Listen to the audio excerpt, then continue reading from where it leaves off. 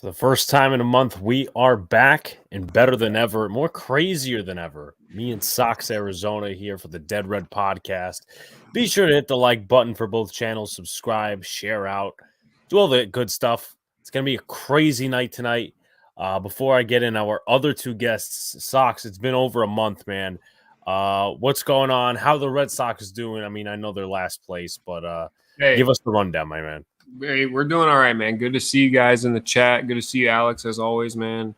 It's been over a month. A lot has gone down, roster moves, standing changes. It's obvious that the Red Sox, it's not going to be their season, but I like what they're doing as of late, the last couple of weeks. So excited to talk about that. I know the Yankees are gearing up for the postseason, so it's going to be crazy on your guys' side, but it's good to be back, man. Excited for a fun night tonight. Right. All right. So now, with all the crazy bullshit we've been dealing with in sports today, I had to get some help. And with that being said, I will welcome in Donald Stewart and Luca of the Boys in the Big Apple podcast. So this is kind of like a collaboration, crossover type episode. Donald, I'll start with you. You're a Giants fan. Obviously, we cut Blake Martinez. You're a Knicks fan, so we didn't get Donovan Mitchell, obviously. And, you're a Yankees fan, so you feel a little bit better about Oswald Peraza coming up. But give us the rundown, my man. Where do I start? I'm furious that Donovan Mitchell's not a Knick. I'm absolutely fuming about that. So that's going to take me some time to get over. I was almost in tears when I read that he didn't end up in the Knicks. So extremely upset about that. Still trying to digest Blake Martinez being cut. I mean, I can understand moving on from him, but why didn't they just do it at the start of the offseason where they could have had time to go and address a middle linebacker? Now they don't really have a middle linebacker.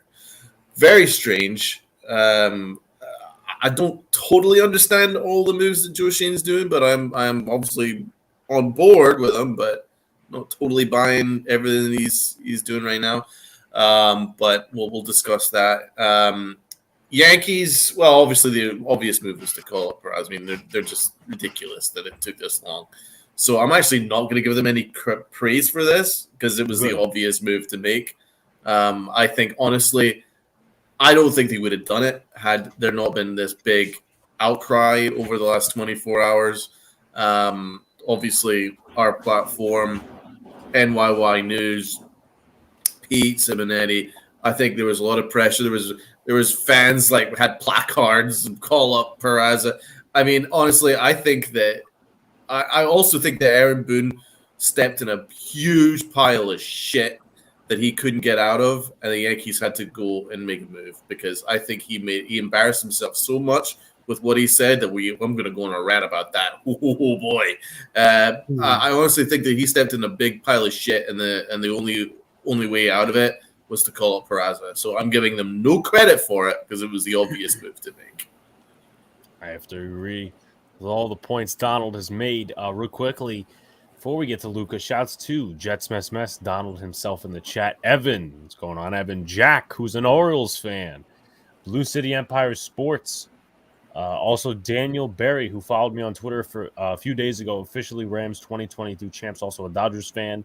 And guys, be sure to like, comment, subscribe. Both channels, also Pinstripe Chronicles. If you're a Yankees fan, you'll enjoy your baseball content. Pinstripe Chronicles, Donald goes on there, and he does a show with Tats and Rob. Also, we're looking for one more person.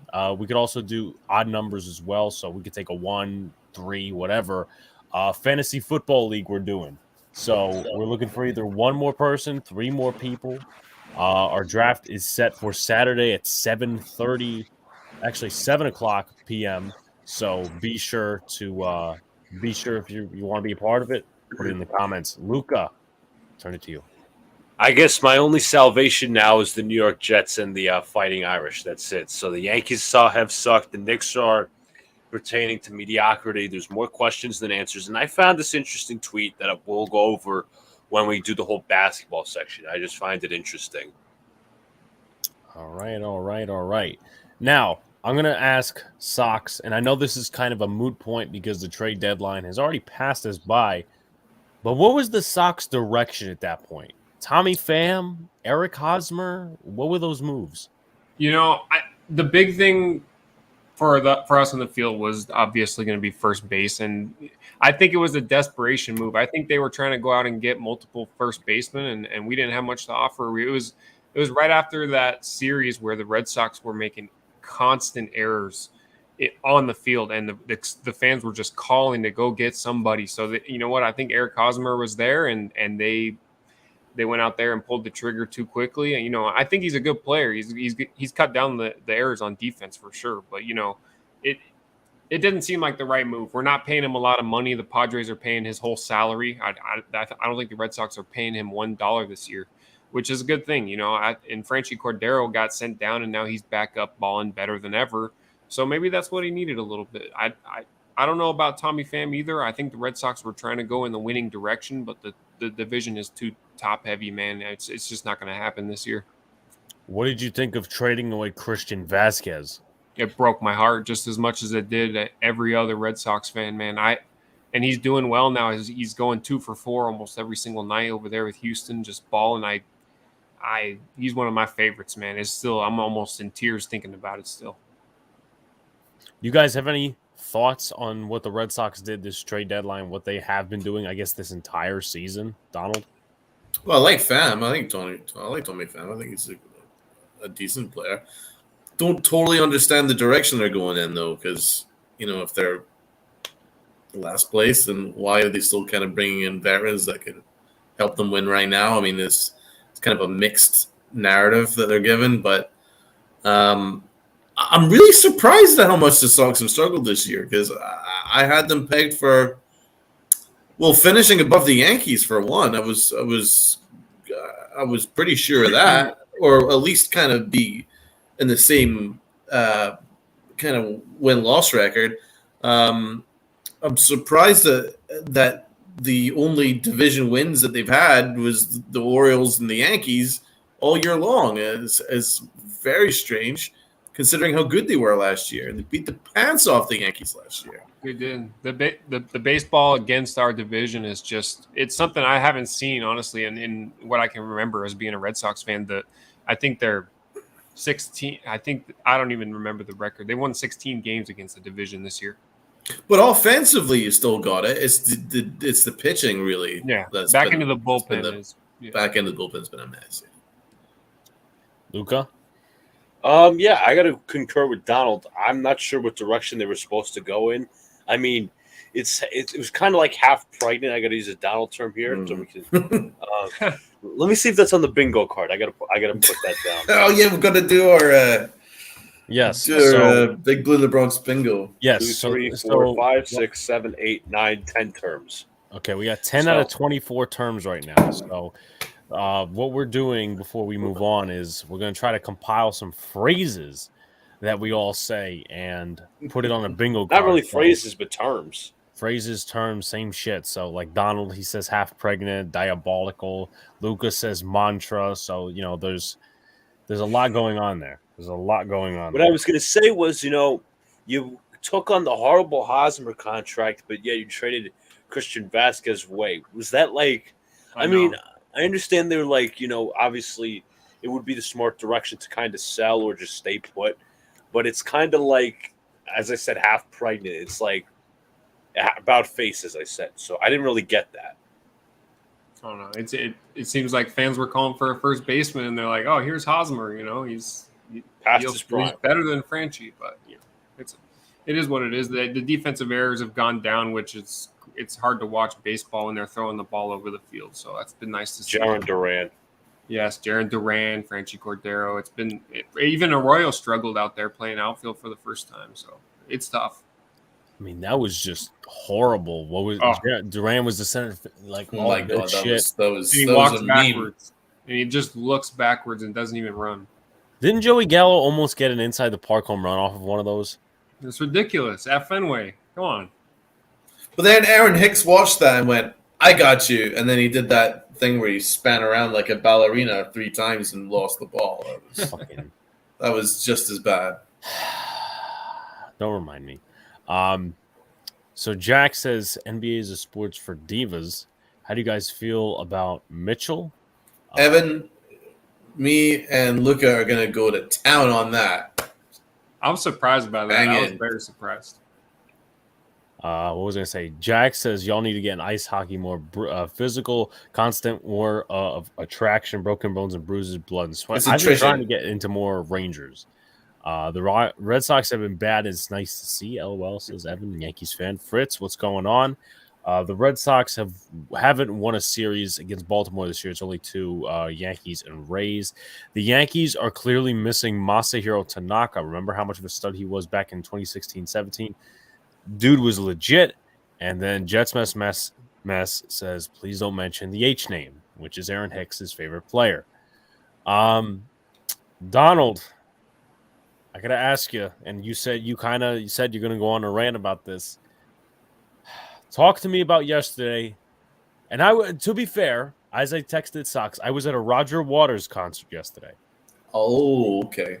So, and let me say that we weren't far because he would go to 4 parts of the stage. And it was actually at MSG.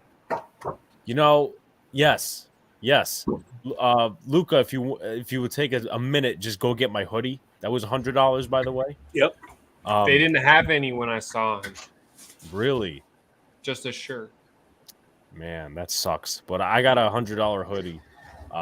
It kept me nice and warm inside MSG. So, do you have the hoodie? Yes. Hoodie?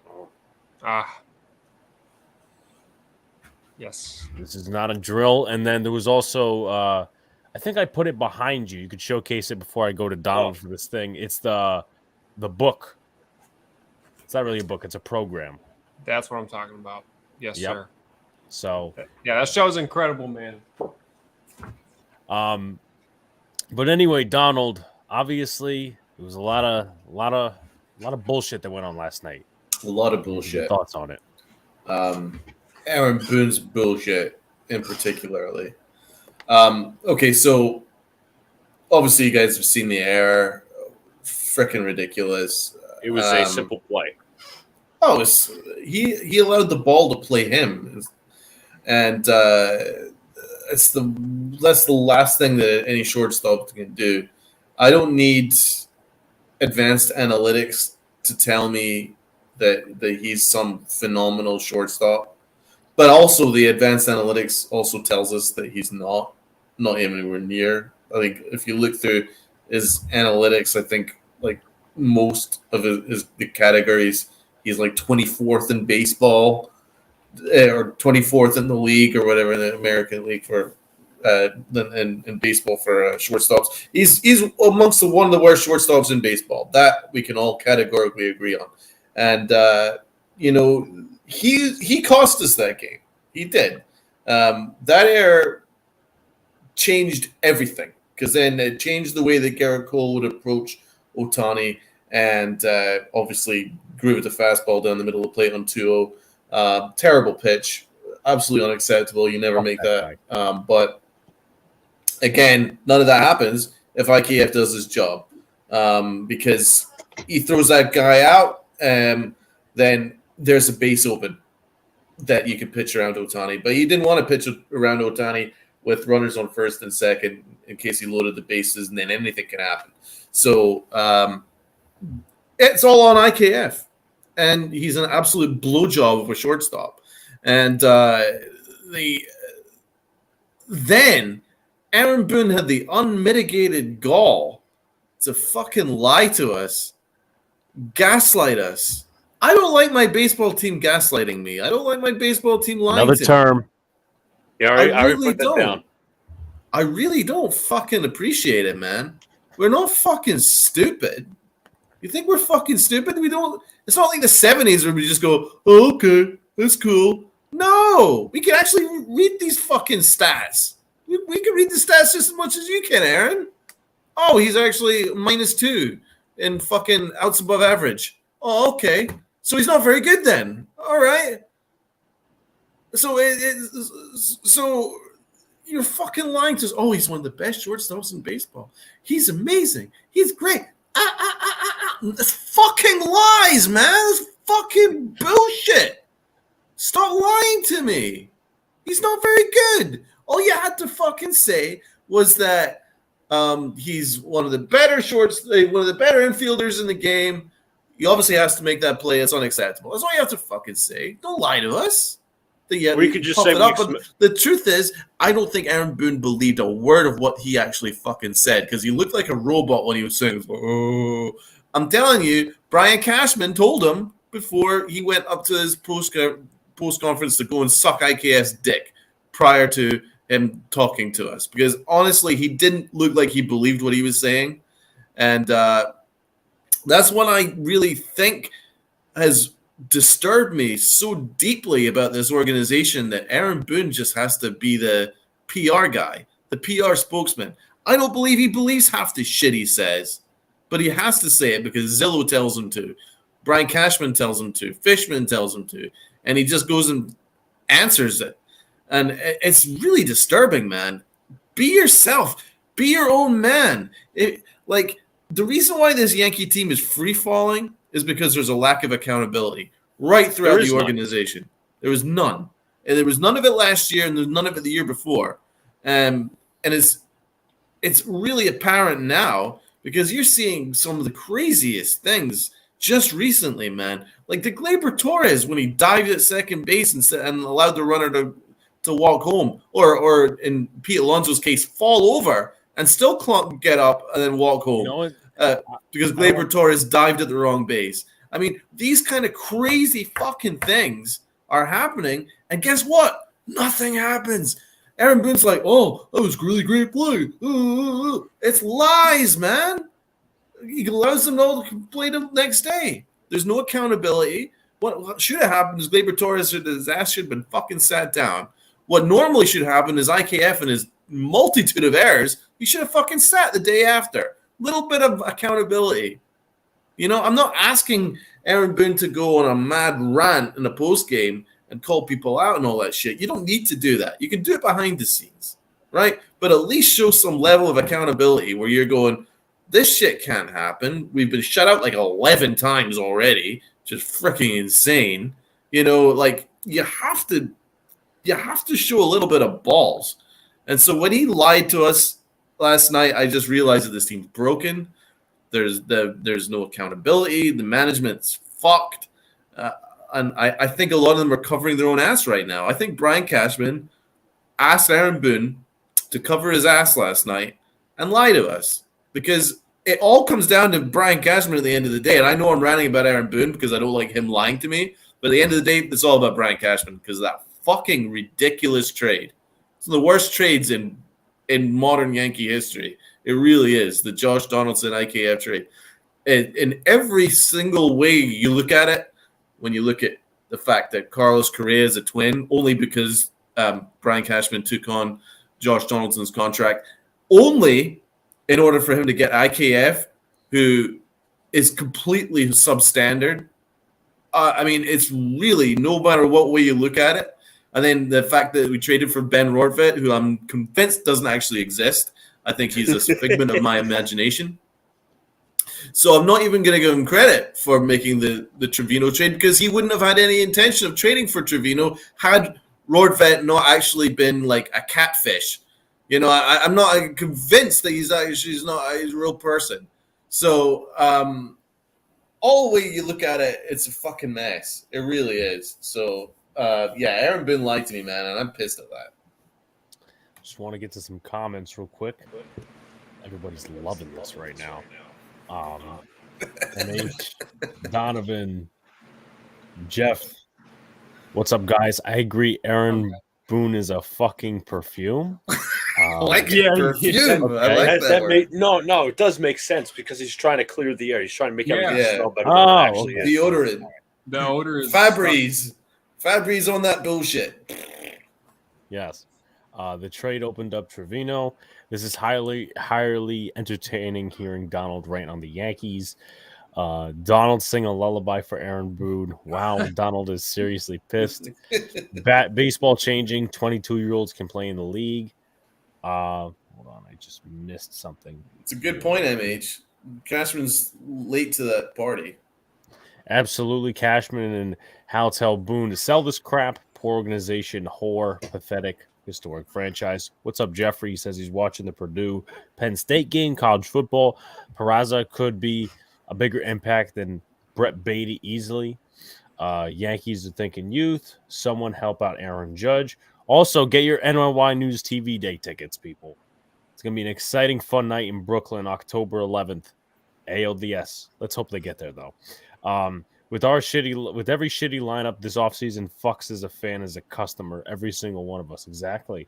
What do you guys think about the Mitchell trade? We'll get into that. I'm upset. That's going to be another. That's another rant. Another rant coming up. Exactly, Donald.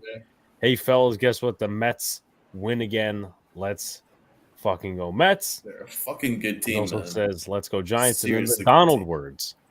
I already wrote down the terms. Don't worry. We're about 11 in. Yeah, so a few more. Jeff says it's great being a Mets fan. Fritz says one quote I'm throwing out regularly these days. I've seen it in Pete's chat. Describes the difference between the successful Yankee eras and this mess. Any player that thought about something other than baseball, other than winning baseball, was Joe McCarthy's ex-player. And Joe DiMaggio became McCarthy's perfect player. Good point. Let's go Mets. Let's go Mets. Okay, we get it. We get it. Beatty is hurt, though. What's up, guys? Shout outs to JC in the chat. What's going on, Jay? But Luca, if you want to elaborate on, because you were calling the game with Pete last night. Will be moments for that. Luca already knows what happened with the Jets. Well, I don't know what's going to happen with the Jets because, in my opinion, this is a pivotal season for the current regime and the team overall. So it's an interesting season. It's not like I'm actually excited for this season. So we'll see where that goes. Yeah, if you want to elaborate on what you saw last night. No, it was complete bullshit. It was complete bullshit for Aaron Boone. You know what? This is the problem with the Yankee fan base. It's not everybody. Us three, Donald, me, and Alex can scope through it. The Yankee fans do not read between the lines. The Yankees media does not ask the tough questions. Therefore, you have an unaccountable organization. Nobody's being held accountable anywhere. The players, manager, or front office for bad moves because nobody's asking the tough question. Everybody's putting out Yankee propaganda. And the minute, Donald and I disagree with this because we had a disagreement over Twitter, obviously this morning about the whole Gerrit Cole bullshit. So I was doing Game Season Live last night, and I could see Gerrit Cole gives up the home run to Ohtani, all right, and then Brian, this is the Yankees propaganda machine, as Pete likes to call it, at work. Brian Hoke tweets, fan delay on the field, 2 runners on, Ohtani hits the homer. You could see it coming. So that's it. A built-in excuse for Gerrit Cole. Then you have Katie Sharp tweeting out something about negative runs for a pitcher. I gotta find the tweet because it pissed me off so much. I'm like, this is the Yankees propaganda machine at work. Nobody's fucking stupid. She tweeted, here you go. Entering yesterday, the Yankees had -2 outs above average with Gerrit Cole on the mound this season. That's worst among all Yankee pitchers. They're creating him as the goddamn victim. That is my problem. Nobody is taking accountability for shit because we don't have people who could ask the questions.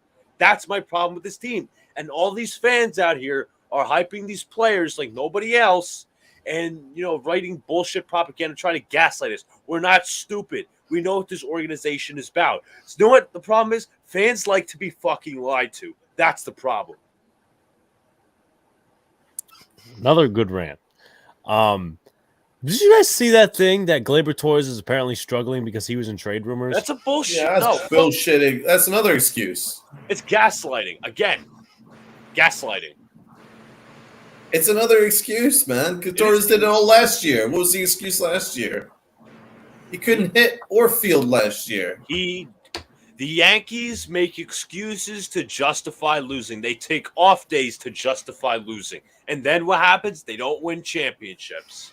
I mean, my whole thing with this whole situation, whether you want to blame it on Cole or IKF, and listen, as Lucas said, Donald is more towards it's kind of more on IKF rather than on Cole. And listen, Donald isn't a Cole defender by any stretch of the imagination like these other fucking geeks. But let me say this: and Donald will get my reference on this. I tweeted out something last night. I'm like, wow, people are making excuses for Gerrit Cole again, kind of like and I'm not comparing it to Daniel Jones or Saquon Barkley or Darius Slayton, but you notice how there's buildup for excuses there by fans. There's buildup for excuses for Gerrit Cole. Add on $40 million in investments. So every time Cole doesn't do something right, all these people come out here and fucking make excuses. Don't you think that's wrong a little bit? Don't you? Same thing. You know what? I'll bring up because Donald doesn't like him, and he was happy once he was gone. How about Jordan Montgomery? Didn't they coddle him every time he gave up a run? Yeah. So, but also, that's another thing that I'm annoyed at. Like, they traded Montgomery, and prior to trading Montgomery, everyone was like, "Oh, we need to trade Montgomery. He sucks. Oh, the guy's a bum. We trade Montgomery. How could you trade Montgomery? Like, what do you want? What do you fucking want? I mean, just pick a lane, pick a side, stick to it." Truth was, nobody was a big fan of Montgomery prior to him being moved. But as soon as he got traded, whether you like the trade or not, oh my God, how could you trade him? How could you trade him? It's like, come on. In all seriousness, I got two questions. A, if you are Aaron Judge, do you want to be back with this team next year? Looking at how they're playing right now, looking at the inconsistencies, looking how they're taking months off. Do you really want to be back as a Yankee and knowing that Brian Cashman trashed you before opening day this year, putting you out as the bad guy because of your contract details? Is why Aaron Judge would consider leaving the Yankees. I'm not saying he will. I'm just saying if there's a reason that will make him leave, it was the way that the Yankees handled this. Look at the fact that Seattle went and signed up Rodriguez. You know, teams can sign players pre-arbitration. It's okay. It happens, especially stars or future stars. But the Yankees were like, "Oh, it's okay. No, we'll wait it out. I'll prioritize Aaron Hicks. I'll prioritize Severino. I'll prioritize this, that, and the other." Why are you not prioritizing Aaron Judge, right? And so you get to this offseason, right? And this was what was amazing. It was like, oh, no, we're not going to get in the shortstop market. We're not going to get in the outfield market because we need to re-sign Aaron Judge. Aaron Judge is our priority this offseason. So you're okay. We'll go and sign Aaron Judge then. They didn't sign Aaron Judge. They screwed it up. Oh, it was a fair offer. Aaron Judge is worth a hell of a lot more than a fair offer. And he had every right to turn it down because I would have turned it down if I was Aaron Judge's agent too because I think it was paltry for what Aaron Judge is actually worth. And it's turned out that way. And he has every right to prove himself and to trust himself. But then Brian Cashman had to cover his own ass because he fucked up. Because he lied to us. He gaslit us all again, where he told us that his priority was not to go and get Correa or whatever major shortstop was on the market because he needed to have the money to go and sign Aaron Judge. But yet they failed to sign Aaron Judge. So what did they do? They publicized the offer that didn't happen. Made it public. Made Aaron Judge look like the bad guy because, hey, no one else is going to make that kind of money in their wildest dreams. So it's going to make Aaron Judge look like a greedy asshole. No, Brian Cashman, you're a fucking prick. That's why. So then he wasn't quite satisfied with that. He wasn't quite satisfied with embarrassing Aaron Judge. So he then goes and then argues all the way up to like hours prior to his arbitration hearing over the space of $4 million. Between $17 and $21 million arbitration they were arguing about. And it almost went to a hearing, hours before an actual hearing, all because of Brian Cashman's ego. So, quite honestly, if I was Aaron Judge, I would be like, man, my back is up. Because guess what? Brian Cashman did exactly the same thing to Derek Jeter. He put Derek Jeter through fucking hell. And Derek Jeter doesn't talk to him to this day. So, listen, Brian Cashman always has to win in every negotiation. Well, he's lost. He lost the Aaron Judge negotiation. And even if Aaron Judge, please God, decides to stay, it's going to cost a fucking fortune. Fortune. I got two more questions for the panel. You guys are free to ask even in the chat. You can free to answer this as well. Sox, too. I know he's not a Yankee fan, but still. Do you think the locker room respects Aaron Boone? Great question. I've been thinking about it. You guys first, then I'll answer last. Alex? I say no. No. No, he lets them do whatever they want, and they take advantage of him. Gleyber Torres is one thing. One example, really. The way they were playing early, you know, I thought things were turning around, as everybody did. But, you know, obviously this last month, it feels like last year for them. That's what it seems like. That's what it seems like. Agreed. All right, because I've been thinking about this myself. I think they respect him, but they don't fight for him. They will never fight for him. They will never run through a wall for him. They will never win because of him. It just doesn't happen. But I think they respect him as an ex-baseball player and as someone who's got a generation's worth of baseball experience, and Brett Boone and his father and stuff. I think they respect that about him, and they respect the fact that he always has their back. So I don't think that it's a case that they don't respect him. I just don't think they fight for him because he's not that type of manager. He's like the Mets will fight for Buck Showalter. You know, and Buck Showalter will fight for his players. The Braves will fight for Snitker. We'll fight for the Braves, their manager there. You know, they will fight. There's certain teams that will fight for their manager. I think Tampa Bay fights for Kevin Cash. I don't think the Yankees fight for Aaron Boone because, dude's you're never gonna fight for an Aaron Boone as your manager. He's like Michael Scott. Interesting. I got another question, and that is, and I was talking with Brian about this earlier today when we were talking about Donovan Mitchell. We morphed into Yankees. Did you guys think this was a retool year?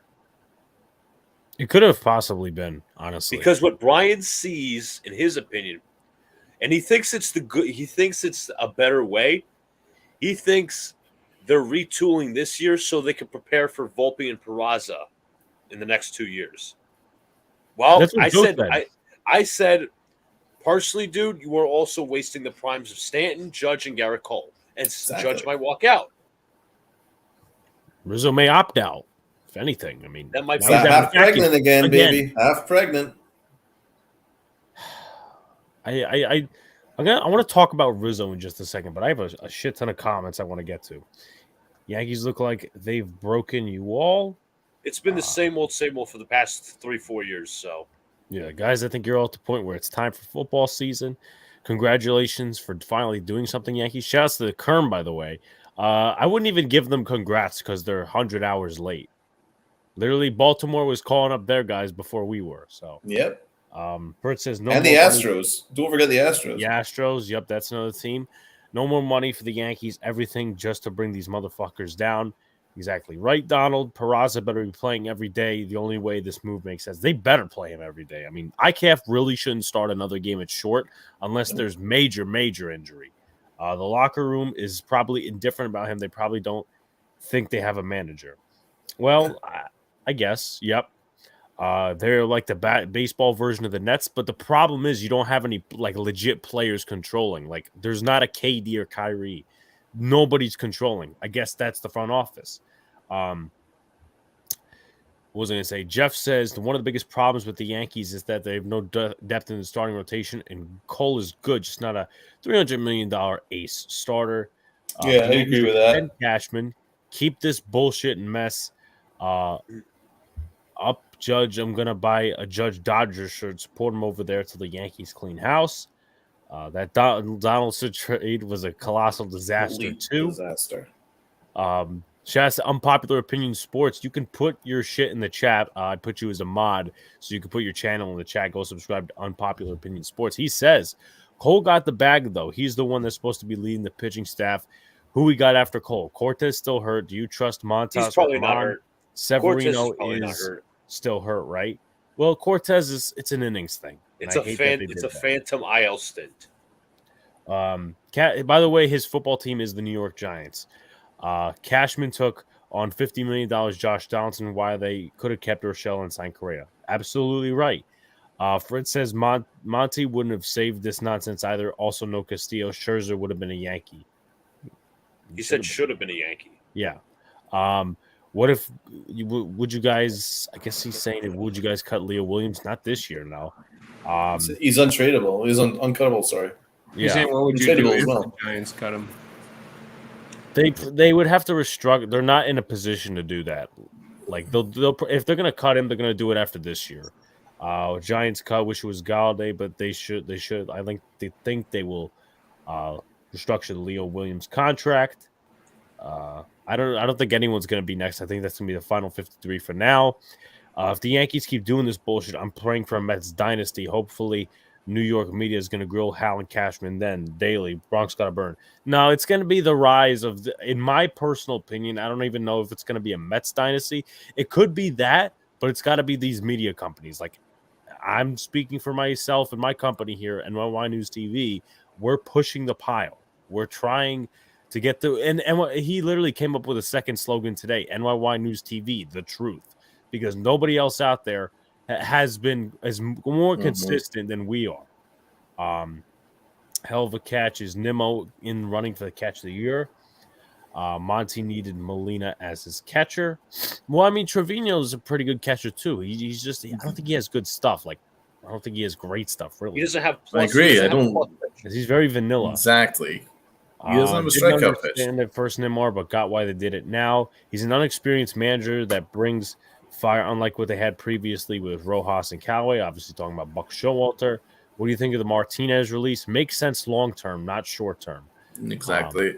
MH says, so what RJ going to struggle since the Knicks considered trading him? GM shouldn't be friends with players. They signed paperwork.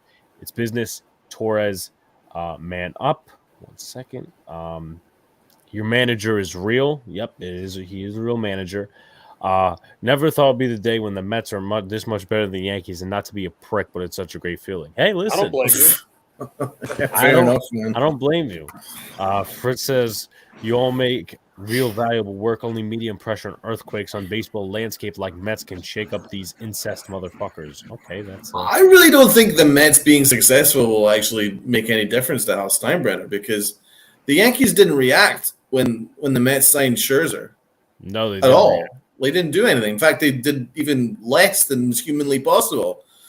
So I really don't think that anything that they're doing is going to be a reaction. I mean, Hal Steinbrenner is his own cat.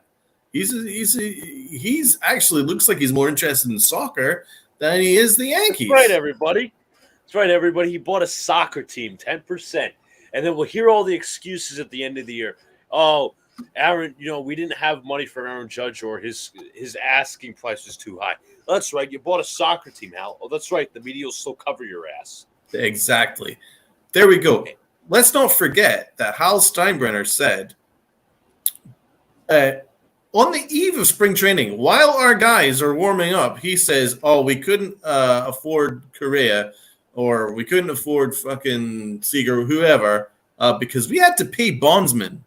Fucking bondsmen. Remember that? He said, and I quote, we had bondsmen to pay back. Shove the bondsman up. Shove the bondsman up your ass. That's the truth. Because that is a fucking lie, right? Because so apparently you've got all these bondsmen you need to pay back, but you're more than willing to give all this money to AC Milan in Italy. Oh, here's the catch. On September 6th or the 7th, AC Milan will be on Yes, and the Yankees will be on Prime that night. So this entails everybody. Don't let anybody else fool you. Hal is a bullshit liar. He is a bullshitter. Yeah, how many games has he fucking been sending out to fucking Apple Plus and fucking Amazon and all this shit? Amazon Prime is solely with the Yankees, so that's on him. We need we need a ton of fucking apps just to watch this fucking team.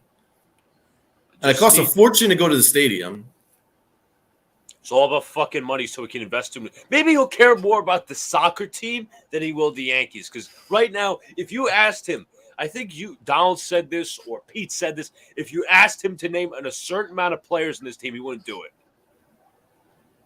I'm sure of it. Well, I mean, I was reading that fucking book, Mission 27, and he said to Brian Cashman that the way he likes to run his baseball team is he likes to see it from 30,000 feet. Well, I can't see shit from 30,000 feet, and I think that's what Hal Steinbrenner's fucking seeing. Isn't that like you're fucking flying, bro? That's what when we were flying back from Miami, that's literally what we were. 30,000 feet in the fucking air. Exactly. That's when you're flying in a fucking airplane, man. You can see clouds. That's all I can fucking to be see. fair, like how much involved was Hal Steinbrenner really in that 27? No, never. It was him and Hank that. Hank was a little more like George, apparently. He was, yeah. He was. The problem was when Hank made that new contract for A-Rod, that put Brian Cashman's nose out of joint because he was against giving a new contract to A-Rod. That's when Hank got sidelined and Hal took over. I didn't know that, but unfortunately now I do. Unpopular Opinion Sports says Cole hasn't been worth the money we're paying him. He's supposed to be shutting mofos down. Point blank. He hasn't been the ace. Sorry, I said this on Twitter.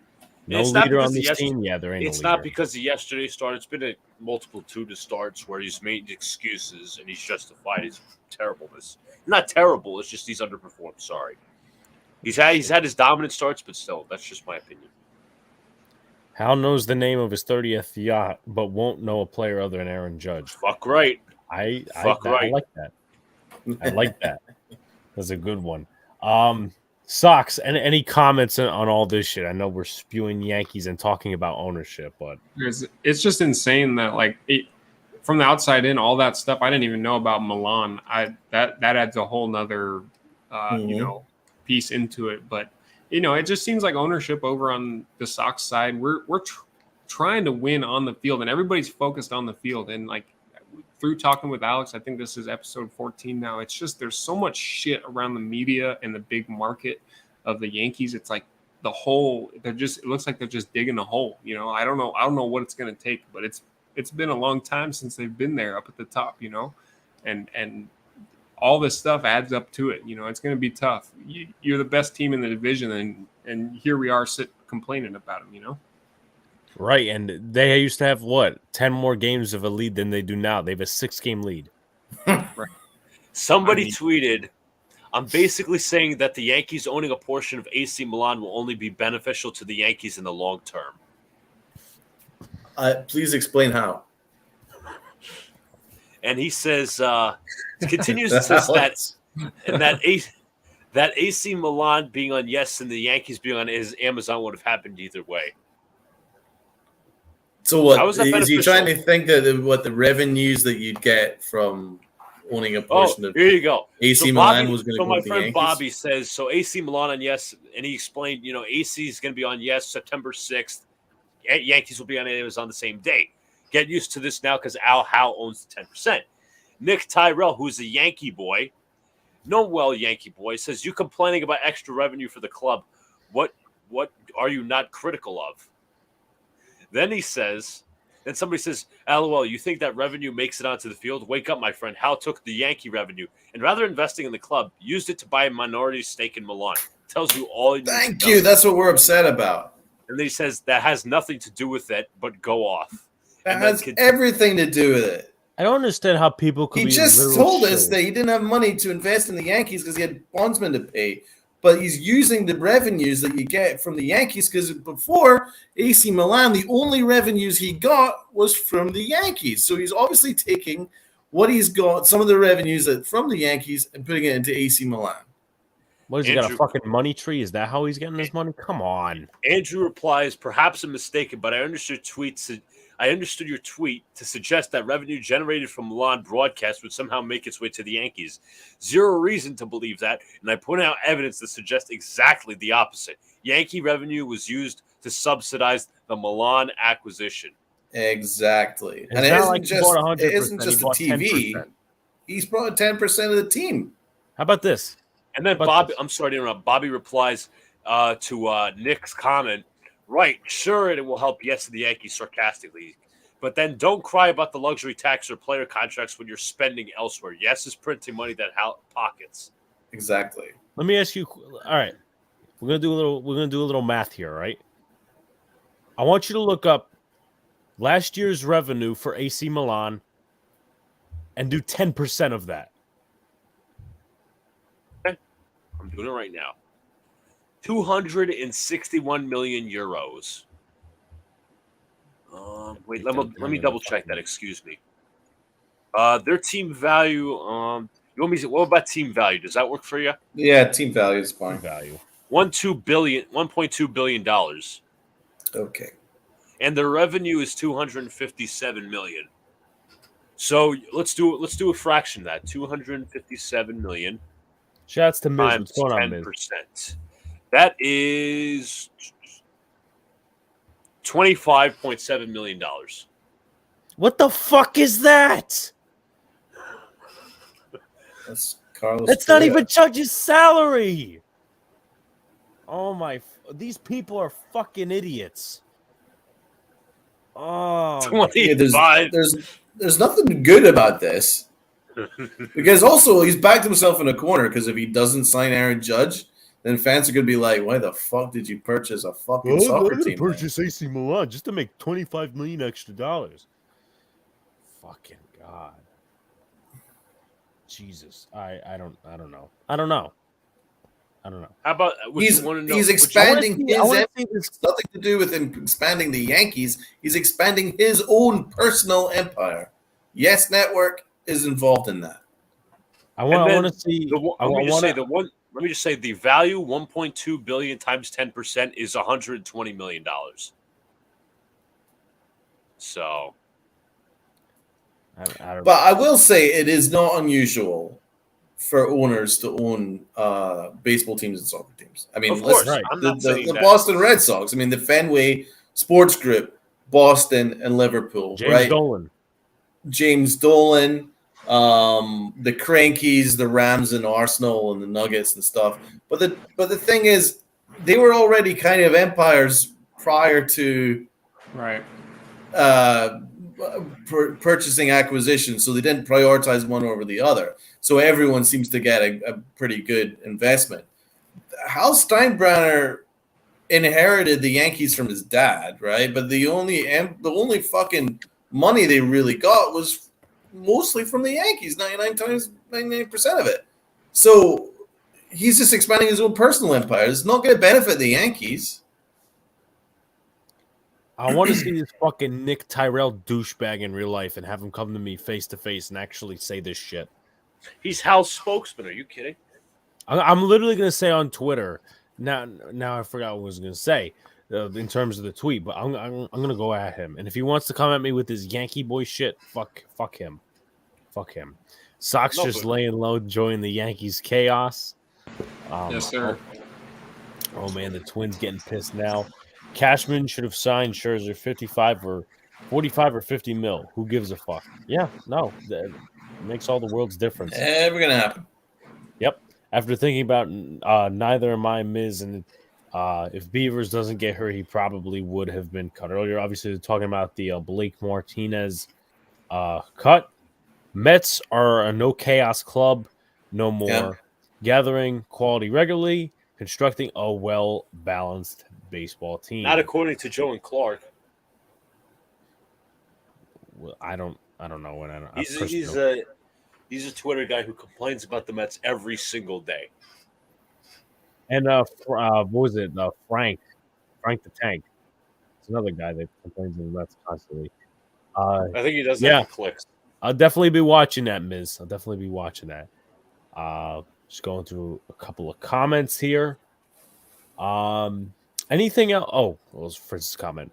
Well, if Hal and Cashman keep on sleeping, how many off seasons and deadline successful will the Mets need to leave the Yankees behind? Well, they're already ahead of us. Yeah. They have a closer and they have two starting pitchers. Yep. And what do we have? We don't have a closer. That's for sure. What was I going to say? Any more shit on the Yankee subjects? Well, we should probably touch on Peraza. Right. Now, hold on. Let me interject here as well. Rizzo Another back injury, probably will be out for the Tampa series. Oh, You guys worried? Do you guys want him to opt out maybe, or do you still want to keep him despite his back issues? I know Pete's been saying LeMahieu would be a decent first base option. To me, if Rizzo opts out, like it would be. See, I want to be realistic because this is that Steinbrenners we're talking about. In that situation, the Rizzo opts out. I want Josh Bell. Okay. He's good. Yeah, that's an option right there. I mean, one of the few. But Donald, your thoughts on this whole Rizzo stuff? I want LeMahieu playing third. I want Volpe playing short, and I want Peraza playing second, or vice versa. Peraza playing second. What about Oswaldo? Peraza playing short, Volpe playing second. Something like that. Donaldson playing third. LeMahieu playing third. I don't want fucking LeMahieu playing first base. LeMahieu's not that great at first baseman. LeMahieu's actually played a very good third base this year. We need to get the hell rid of Josh Donaldson. I think that we should probably look to make sure that Rizzo stays in pinstripes. I mean, listen, he's about to hit 40 home runs this year. He's literally our second bat because Stanton's been out for so long. He's basically our second bat that bats for any kind of slugging. I mean, look at our lineup, man. Without Rizzo, it's just Aaron Judge and Stanton because there's no one else that slugs in this team.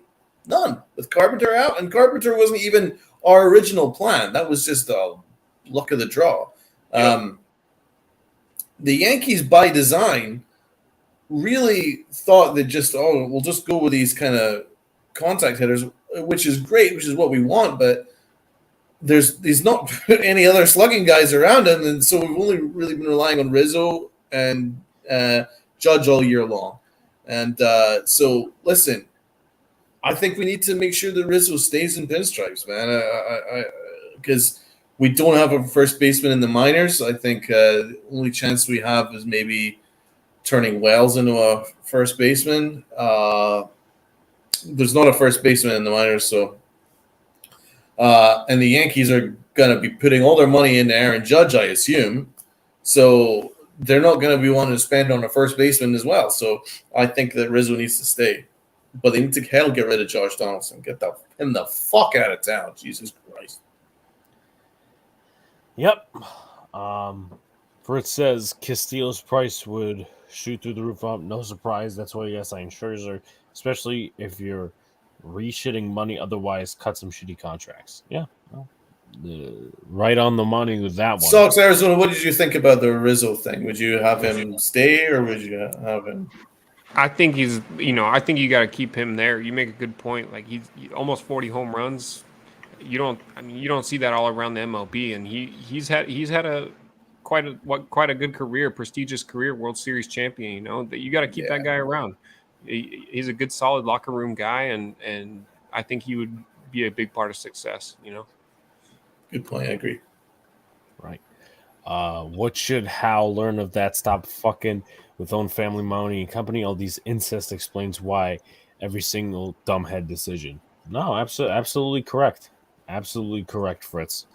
Hal's a fucking moron, to put it too lightly. And I can't imagine defending a guy like if you can defend, like you can try to shill for Boone, try to shill for Cashman like the media does, but if you fucking shill for Hal. I'm sure the media will do that too. You got to paint the image. Paint what you're not seeing. Paint your imagination. But the thing is, it's really hard because everyone's culpable.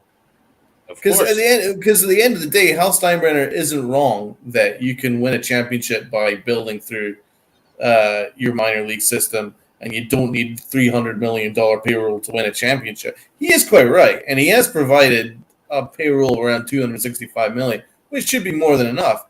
And then that's when you move to Brian Cashman because he's not made use of that. And then you can also move on to Aaron Boone, where he's not really made use of the fact that Brian Cashman's still giving him Gerrit Cole, Aaron Judge, Giancarlo Stanton, fucking Rizzo, you name it. And this team is still not very good. So all three are culpable. in different ways. You know, I mean, all three have their benefits. Like, I still think Brian Cashman's a very smart man. He's a shrewd guy. He makes sure he doesn't lose in trades and negotiations. But he's also such a pig-headed, fucking arrogant prick that he refuses to move off on and maybe just negotiate a little bit more to make sure that you get the very, very best player instead of maybe just your second option. And then Aaron Boone, I think, has done a really good job the first half of the year, but he's regressed back to what he was doing last year. So that's the way I kind of view it. It's like they're not all to blame, but they've all played a part in this whole massive cake of fucking shit. Cake. Nice big old shit cake. Now, let me bring this observation up that I got from fan yesterday of the Twin Bill podcast. He thinks that after the Astros series, the management took over in the front office. Is that possible, or do you think it's not? Because I'm seeing a different Aaron Boone. Yeah. What was I going to say? You want to move on to the Peraza stuff, and then we could move a little bit forward? Let's do it. All right. Obviously, Oswald Peraza got called up today for the Yankees. His first at bat in AAA was a homer, and his last one was a homer. 19 home runs on the season in AAA.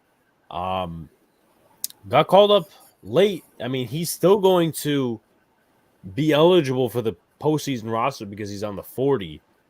But how much of a spark will it provide? How much will the Yankees actually play him is going to go into effect.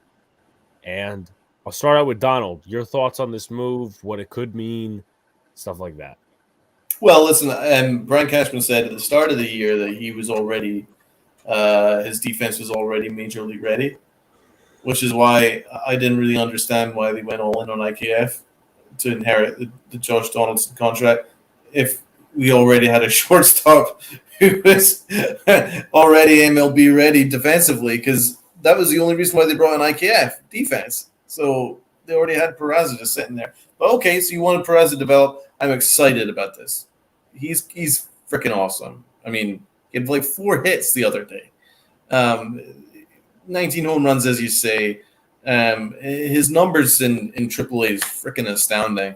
And he plays phenomenal defense. I'm excited, and I think he will make a difference. Obviously, it means that we're going to get a little bit less IKF, and that can only be a good thing. And also, you know, we already saw the boost that Oswaldo Cabrera gave. So you're going to get a similar boost from Peraza, possibly even more so, because Peraza is a higher prospect. But I want to temper expectations.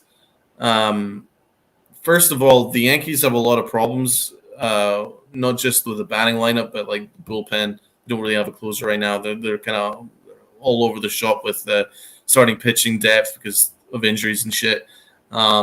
And then also, if you look at the lineup, they don't really know what they're doing with Benintendi or LeMahieu, where they're playing them all.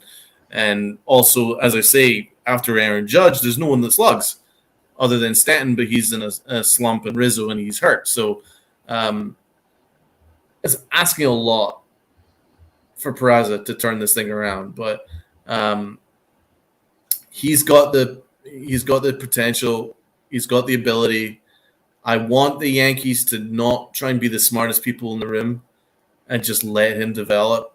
I mean, listen, I think we can see right now that the Yankees are not the best team in the American League now. So there's that pressure where they can just go, right, I think we need to focus on developing this shortstop prospect. Let him play it out. He's not going to be perfect every game. And I don't want the fans to go, oh, you wanted blah, blah, blah, blah. Just shut up and allow him to develop, okay? Because he's gonna be really good, I'm sure of it. But I just think we need to temper the expectations a little bit, put him in the bottom of the order, and just let him play great defense and get a couple hits here and there. Right. Sox, did you want to say something? No, I'm good. All right.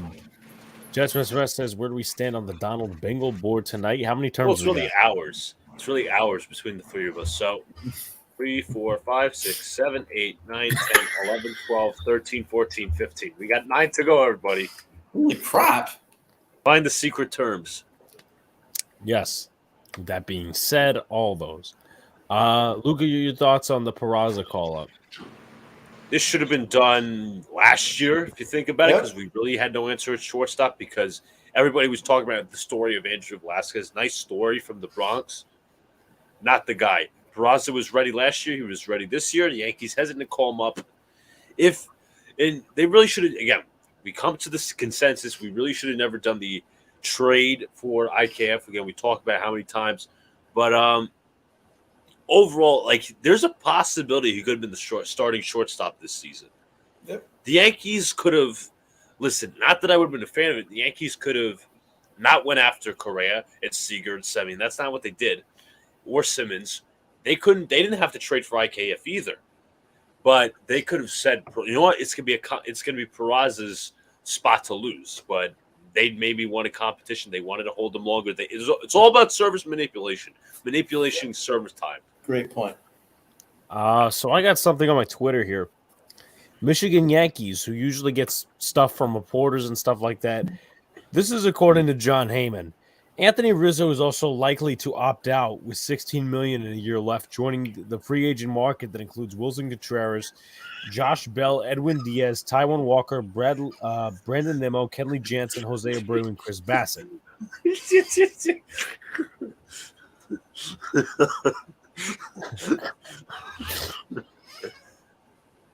I think faces should also be added to a bingo board.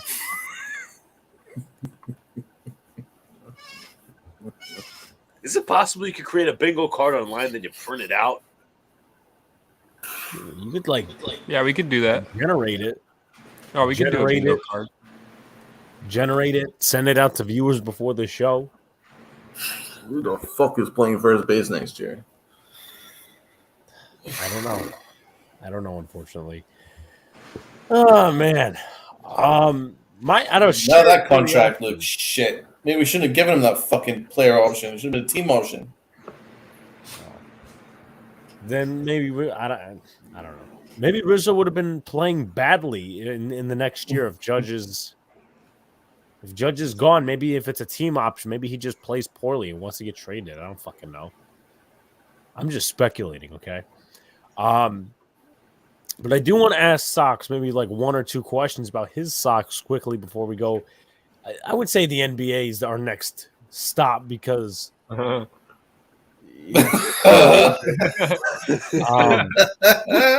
that, I know we're all excited. You guys can also keep asking your questions. Like, subscribe to both channels. Also, Pinstripe Chronicles as well. What's been going on with Houck and Eovaldi? I see they're on the IL. Same thing with Hosmer. What's going on there? I obviously know you guys aren't in a playoff run, but why? I feel like there's some BS going on here with the injuries. Just like Luca, kind of. Can you got me? Yeah, the phantom injuries, right? Is that what you're talking about? Yeah, phantom injuries. Yeah, I mean, you know what it is. There's a little bit of a hip tweak with Eovaldi. He's out for weeks on end. I mean, a rib issue, I believe, with Hosmer. I don't know what else. He goes down. It's obvious that it's not our season, and we're in last place right now. But Xander's hitting the ball well. JD's hitting the ball well as of the late. The last series or two. There's a couple things to get excited about, but yeah, the phantom injuries just kind of pissed me off. The Red Sox are quiet about it. They don't make up any bullshit excuses, but they don't give you any info. So we don't really know much about it. Interesting there. Also, I see you guys have Jeurys Familia on the roster, and you also have Brian Bello and Cutter Crawford as a part of the starting rotation again. I know both of them didn't start off very well. Mm-hmm. How they've been pitching thus far.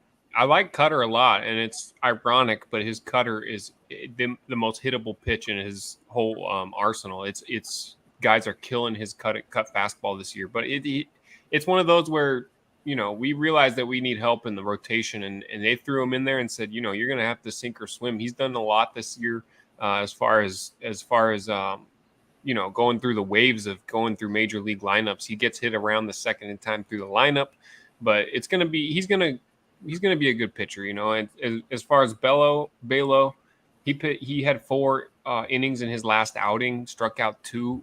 The big conversation with him and his fastball. He's got his fastball back up to 95 to 97. He came up, he couldn't get his fastball over 93, and guys were hitting him around. He's got some more velocity on there. I think he's putting on some weight. So it's nice to see him. The Sox are going to need a lot of pitching. It's obvious this year. The 25-run game, the 28-run game that would put it over for me. I'm like, we got to do something about this. Yeah, and then Jairus Familia, and also something I want to add on as well, because we talked about him earlier on in the season having a really good year, someone who destroys the Yankees. Devers has been in a slump lately, I've noticed. What's going on there? Yeah, he went on the IL and came back, and it just wasn't the same. It's just weird with him because it seems like old Raffy, where he was making a bunch of defensive errors. Not that those are here as much now, but he's throwing the ball a little bit over the field. I don't know if it's a focus thing with him, but it doesn't feel right with him. If you remember, young Rafael Devers could not hit a high fastball to save his life. He's back to it. He's just not seeing the fastball well right now. But it was right after the injury when he came back. I don't know what the issue is. He'll get back to it though. All right.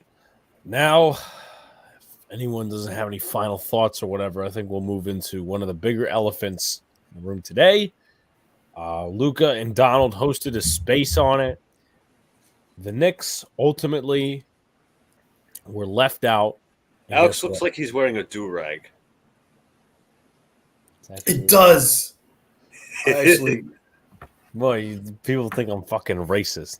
It's a hat. See? No, I didn't think that. I wasn't thinking that either. No. I'm not saying you guys, but anyway, so Donovan Mitchell was traded for 3 unprotected picks and 3 players.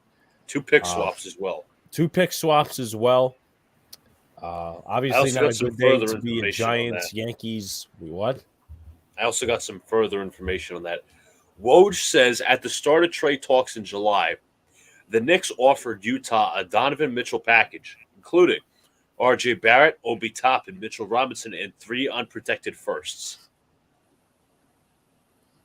Yeah, Donald, you might obviously declined.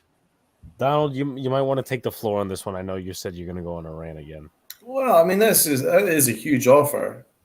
I'm just really confused with this RJ Barrett stuff. Like, where are they on RJ Barrett? If they were happy to include him in trade talks, why did they extend him right in the middle of trade talks? I don't know. Good question. Somebody said Alex B of Knicks Central tweets, Leon Rose is a moron for even offering this. 1. 2, this shows it was all about draft picks, and the Knicks should have offered 1 more and taken RJ and Mitch off the table. C, Cavs traded less than this offer and got it done somehow. So do you now, with this information come out, do you think Danny Ainge had some sort of grudge that he said, you know what, I'll take less for a deal? Like, I'm not trying to, bow down to the Knicks organization for not trading for him, but it's just interesting to include these details. I don't know why Woj include these details after the trade, but can I ask something? Go ahead. Do you think all of that 6 first-round pick bullshit? Do you think that was phantom? It could have been. That's called negotiating through the media. Who even came up with that? That term? The 6 first-round picks. 6, that was like a Woj thing. That was a Shams thing. That was reported through the national media. Again, this is negotiating through the media at its finest. You put the put the smoke screen out there that Ainge wants 6, 7, 8 first-round picks plus players, and now he accepts less, which is interesting. It's literally just like the Soto trade. Mark Berman said prior to obviously all this happening, he said on Knicks Fan TV, he said that this trade all comes down to unprotected draft picks. Evan Siddery said the same thing, and I tend to believe that. It all came down to unprotected draft picks, and the Knicks were only willing to give up 2. And the minimum they asked for was 4. I would have done 4. I would have done 4 as well. at the end of the day, the more unprotected draft picks you give up, the more chance you are of keeping a hold of some of your prized young guys that you love so much. But here's a Bleacher Report article here that says the Knicks New York thought it had Jazz over a barrel before Mitchell to Cavs trade. I have some news. Anthony Volpe's going to AAA. Oh, shit. Okay. So it says here in the article that hubris may have been the difference between the Knicks landing Mitchell and seeing Utah deal to Cleveland instead. They thought they had Danny Ainge over a barrel, a league source told Mark Berman. They held back on their best offers of picks and players, and Danny got his three unprotected because it all came down to unprotected picks, and the Knicks were not willing to give up the unprotected picks, as well as the young talent. At the end of the day, Utah didn't value the Knicks players as much as the Knicks value them. Of course. And frankly, I think us as a fan base, we tend to overrate the Knicks players because I'll be honest, if you read a lot of scouts, they're not overly high on RJ Barrett. Like they think he's got a chance of being pretty good, maybe good, but they're not overly saying that he's the superstar and stuff. But Knicks fans are absolutely fall in love with the guy, and that's cool, But you kind of have to. You kind of have to see the wood for the trees a little bit, and you have to look at what Cleveland got and gave up. And I think Utah will be happy with this. I think they did really well again. Yeah, Saxon is a decent role player. Sure. They got some picks, and now Cleveland. By the way, Cleveland fixed their rebuild a hell of a lot quicker than the Knicks have. That's not a question. They got it done right. So I really don't think Leon Rose deserves any credit here. And from what I'm reading, I think Leon Rose talked himself out of this Donovan Mitchell trade. That's my personal opinion because I think he thought that he had this. He had nothing. I watched Clutch B-Ball's video earlier today, and he said it perfectly. Leon Rose stepped his foot in the water to wet his feet, and then he didn't make the big splash. Yeah. You can't go in and you can't be half pregnant again. You really can't. But here's where it's really bad that they didn't get Donovan Mitchell. Basically, everything they did was designed to get Donovan Mitchell. That's what Fred Katz said. Exactly. Every move they made was designed to get Donovan Mitchell, and they failed to get him. And then this whole RJ Barrett thing is what I keep kind of coming back to because it's a mixed narrative, and I don't really like that the Knicks are shooting around on social media posting, "Oh, he's back." Blah, blah, blah, but his re-signing contract. You're trying to trade him. It's their PR machine at work, Donald. That's what happens. Of course, but I'm not stupid. I can see it. It's ridiculous. But you're trying to trade him. And the thing is, remember when Leon Rose came up with the imaginary deadline? Oh, you've got to agree to this trade or we're going to give RJ Barrett a new contract. I mean, what did you think was going to happen? Do you think Danny Ainge was going to oh, no. I have to accept this deal. I mean, they were like, all right, just fucking sign him. I don't give a fuck. And because the truth is, it made the negotiations a hell of a lot more difficult. Danny Ainge didn't want to trade Donovan Mitchell to the Knicks. He didn't want to do it. He never did want to do it. He was only going to do it if the Knicks went hand over fist to make sure it happened. Okay? You got to get some pulse on it. Exactly. You got to have a pulse, and I don't think Leon Rose has that. No, and Leon Rose doesn't have the experience. He's not a savvy president. He's not someone who's got experience. He's not Ujiri. He's not fucking Sam Presti. Exactly. He's not an experienced president. He's not someone that can just make smart trades happen. Leon Rose has basically failed at everything that he's done since coming to the Knicks. I'll be quite honest. I think he has. I think a lot of people do overrate him, in my opinion, and I think a lot of people are overlooking that this is a crucial season for his regime. Yeah. In all seriousness, because what have we heard? The first things we heard when Leon Rose and William Wesley and Brock Allen, all these different guys were hired, it's because CAA, they know players like Carmelo Anthony, Chris Paul, this guy, that guy, Booker, CAA. CAA was blown up our ass. They draft CAA players. They draft Kentucky players. They're all about stars. And what have we got so far? Nothing, because he didn't dip. He only dipped his toe in the water. He's like, do I really do this or do I not do this? You got to make a full decision. It's indecision. We are, again, how many times do I have to say it? This team has more questions than answers right now. You do know that Chris Paul was offered to us, and Leon Rose was again, oh, I'm not sure. Should I? I know the Knicks were in trade negotiations about 2 years ago when Chris Paul had that good season in Phoenix his first year.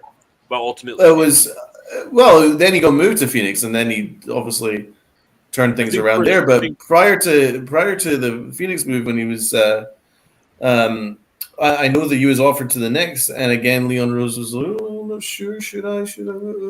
And this is his thing, man. He's like, he doesn't go all the way in. He's sort of like, oh, I'm not sure. Maybe I kind of want to do it, but maybe I don't want to do it. And he's not a good president. He really is. And I think I like Worldwide Wes. I think that the draft picks that we made are good, but I think a lot of it is down to who he's hired. I think the decisions that come down to Leon Rose, he's gone all the way wrong, basically all the way through.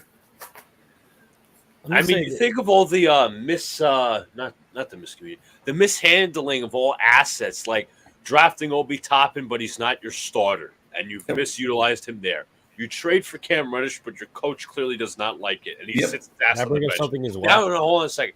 Now you force Thibodeau's hand to play the young guys, and Thibodeau, I think, in spite, is going to not do that. I think he's going to double up on the vet minutes, and also Thibodeau is feeding Berman information, which is going to piss off the front office, and they're sick of his shit. So it's a war between friends. Yeah, it's a good way of putting it. Yeah, what I was gonna add is two things. A, one of those players in the trade was a draft pick from this year. You know, it would have helped if we would have drafted somebody. Exactly. We drafted Usman Deng and then traded him to the OKC Thunder just because. So that's A. B, they're not willing to trade these role players. And yeah, I don't know, has Julius Randle even been in talks? Not that they would take him, but has he been in talks to go? Yeah, Utah didn't want anything to do with him.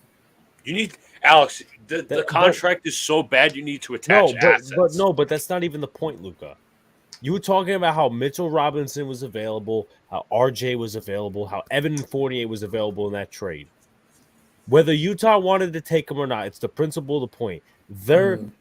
As of right now, we haven't gotten anything in terms of that. So my knowledge is they would rather trade RJ and fucking Mitchell Robinson. You know, I've soured on that guy. They'd rather trade those two than try to get Julius Randle out of here. No, his name was basically never in talks, Alex. They never offered him. I'm sure they would, but it never became public. Yeah, we overpaid for both guys that we put on the trade for Donovan Mitchell. Re-signing Mitchell Robinson for above market value. And again, I would say the same for RJ Barrett. I think it's at least it wasn't the max, but I mean, I would say 108 to between 120 over 4 for RJ Barrett is a little high for his skill set. It's what he could be, not what he is right now. Yeah, I wouldn't have gone a penny over 90. No, I agree, but also the principle of the point, and my friend brings it up all the time. You miss 100% of the shots you don't make. And with that being said, that's one thing that, once again, that pisses me off, is that they didn't throw Randall in at all. And they haven't thrown him in trade talks at all. And they're not willing to give up. Lakers don't even want him. Yeah, exactly. Like, I know the Lakers would have wanted Cam Reddish in a 3-team. Yeah. But obviously that's not happening now. I know the front office loves him, Julius Randle. They love some Julius Randle. Yeah, they do. I also think Leon Rose miscalculated, considering I think everything he did was planning on a Donovan Mitchell trade. Like for instance, acquiring the 3 heavily protected picks. He thought it was going to be the amount of picks that Utah would want, but it wasn't that. It was they wanted unprotected. They didn't just want a barrage of protected picks. That's got no value, and that's what he got wrong. So I'm sorry when you trade away a valuable lottery asset to acquire 3 heavily protected picks that won't translate for another 3 or 4 years. I mean, what self-respecting GM would think that's a good deal, apart from Leon Rose? And I think that's a terrible use of assets. And again, he traded back into the first round, right?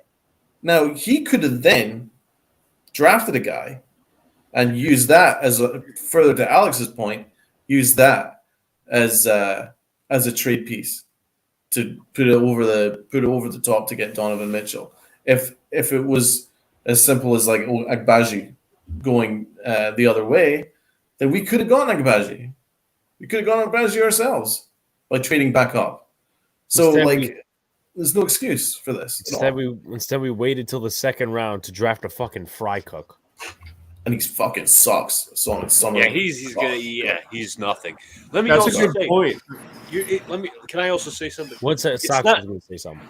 Oh, go No, ahead. I'm just gonna say it was a good point that all that going on, if they would have at least drafted somebody, but like you said, they drafted it. So what's the direct? It seems like there's no direction. What direction are they going? That's exactly our go. point, Sox. Yeah, We have no direction. We have more questions than answers. My point was, this was a very top-heavy draft, and if you drafted somebody like a Baji or whoever was available, they weren't going to be stars either immediately or at all in their careers or projected to be. Mm-hmm. And that would have been so easier to give away.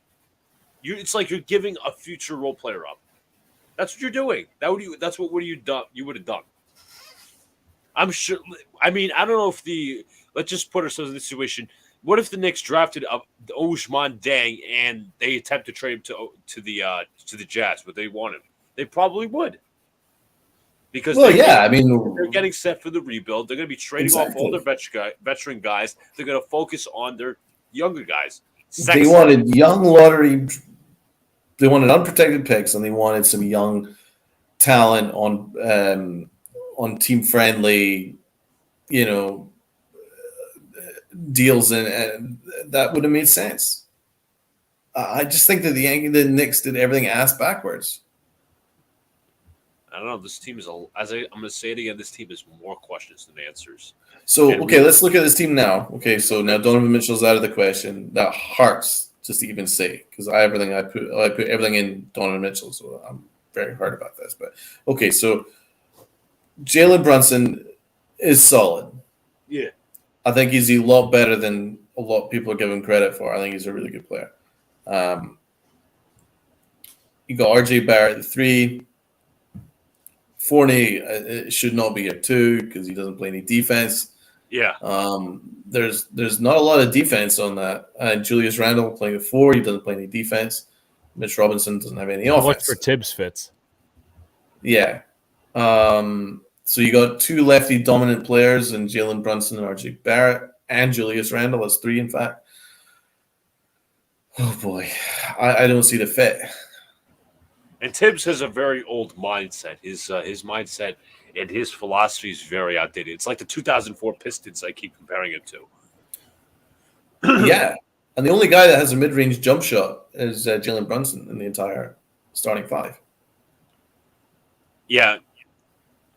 Looking at that, yeah, absolutely. that's a tough realization right there. That levels the space.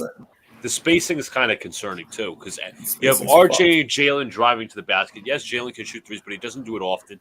Fournier depends who you start. Randall's going to take up the paint, and he's going to pretend he can shoot from 3. Mitch is inside the paint, and yeah. I'm telling you, I'm gonna list every variable for this.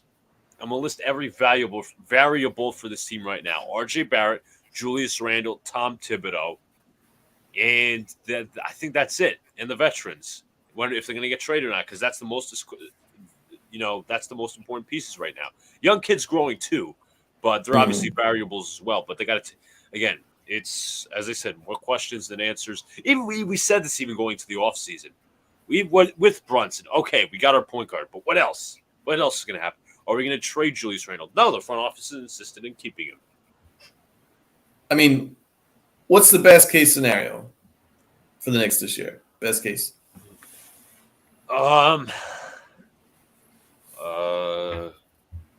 First playing round. seed. Playing, okay, but That's probably it. Almost First round impossible that they make the playoffs. First round win. That's being playing seed with you go into the first round. Actually, I don't see that happening.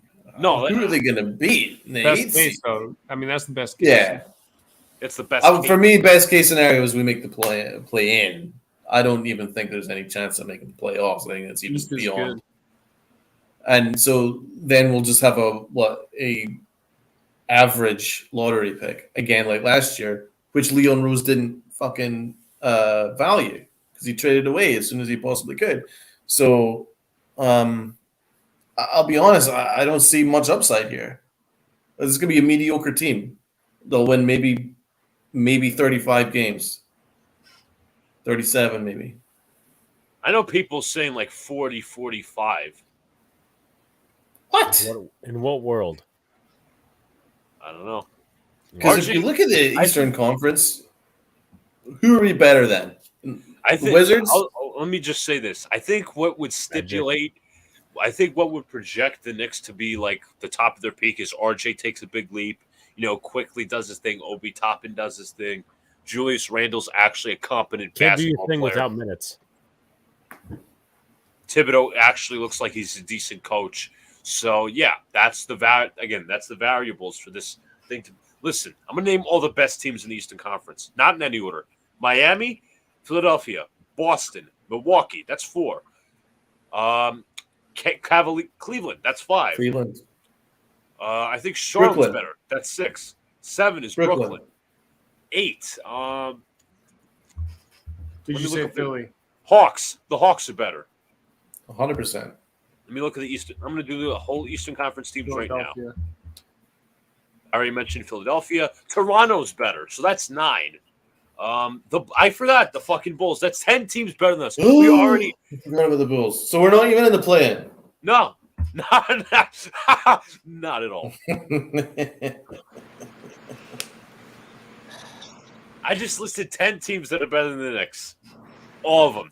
That's why you have to make that trade. That's why you have to make the Donovan Mitchell trade, because then you're just stuck in this below average team. I'm going to rattle them off, everybody. Celtics, Boston Celtics, Miami Heat, Cleveland Cavaliers, Brooklyn Nets, Toronto Raptors, Chicago Bulls, Milwaukee Bucks, Philadelphia 76ers, Atlanta Hawks. So that's 1, 2, 3, 4, 5, 6, 7, 8, 9. Let's 10th team. Hornets, I said. The Hornets. Yep. Who are we better than? The Pistons? We're better than the Pistons and the Wizards. The Pacers are like the Pistons. The Pacers are like the same level of we are. Yeah, they are. But they have a direction. The thing is, even the Pistons have a direction. They're rebuilding by going in and getting Ivy and Cade Cunningham. They've got young stars that are legitimate stars, not made-up stars in Knicks fans' heads, but legitimate young stars that can develop.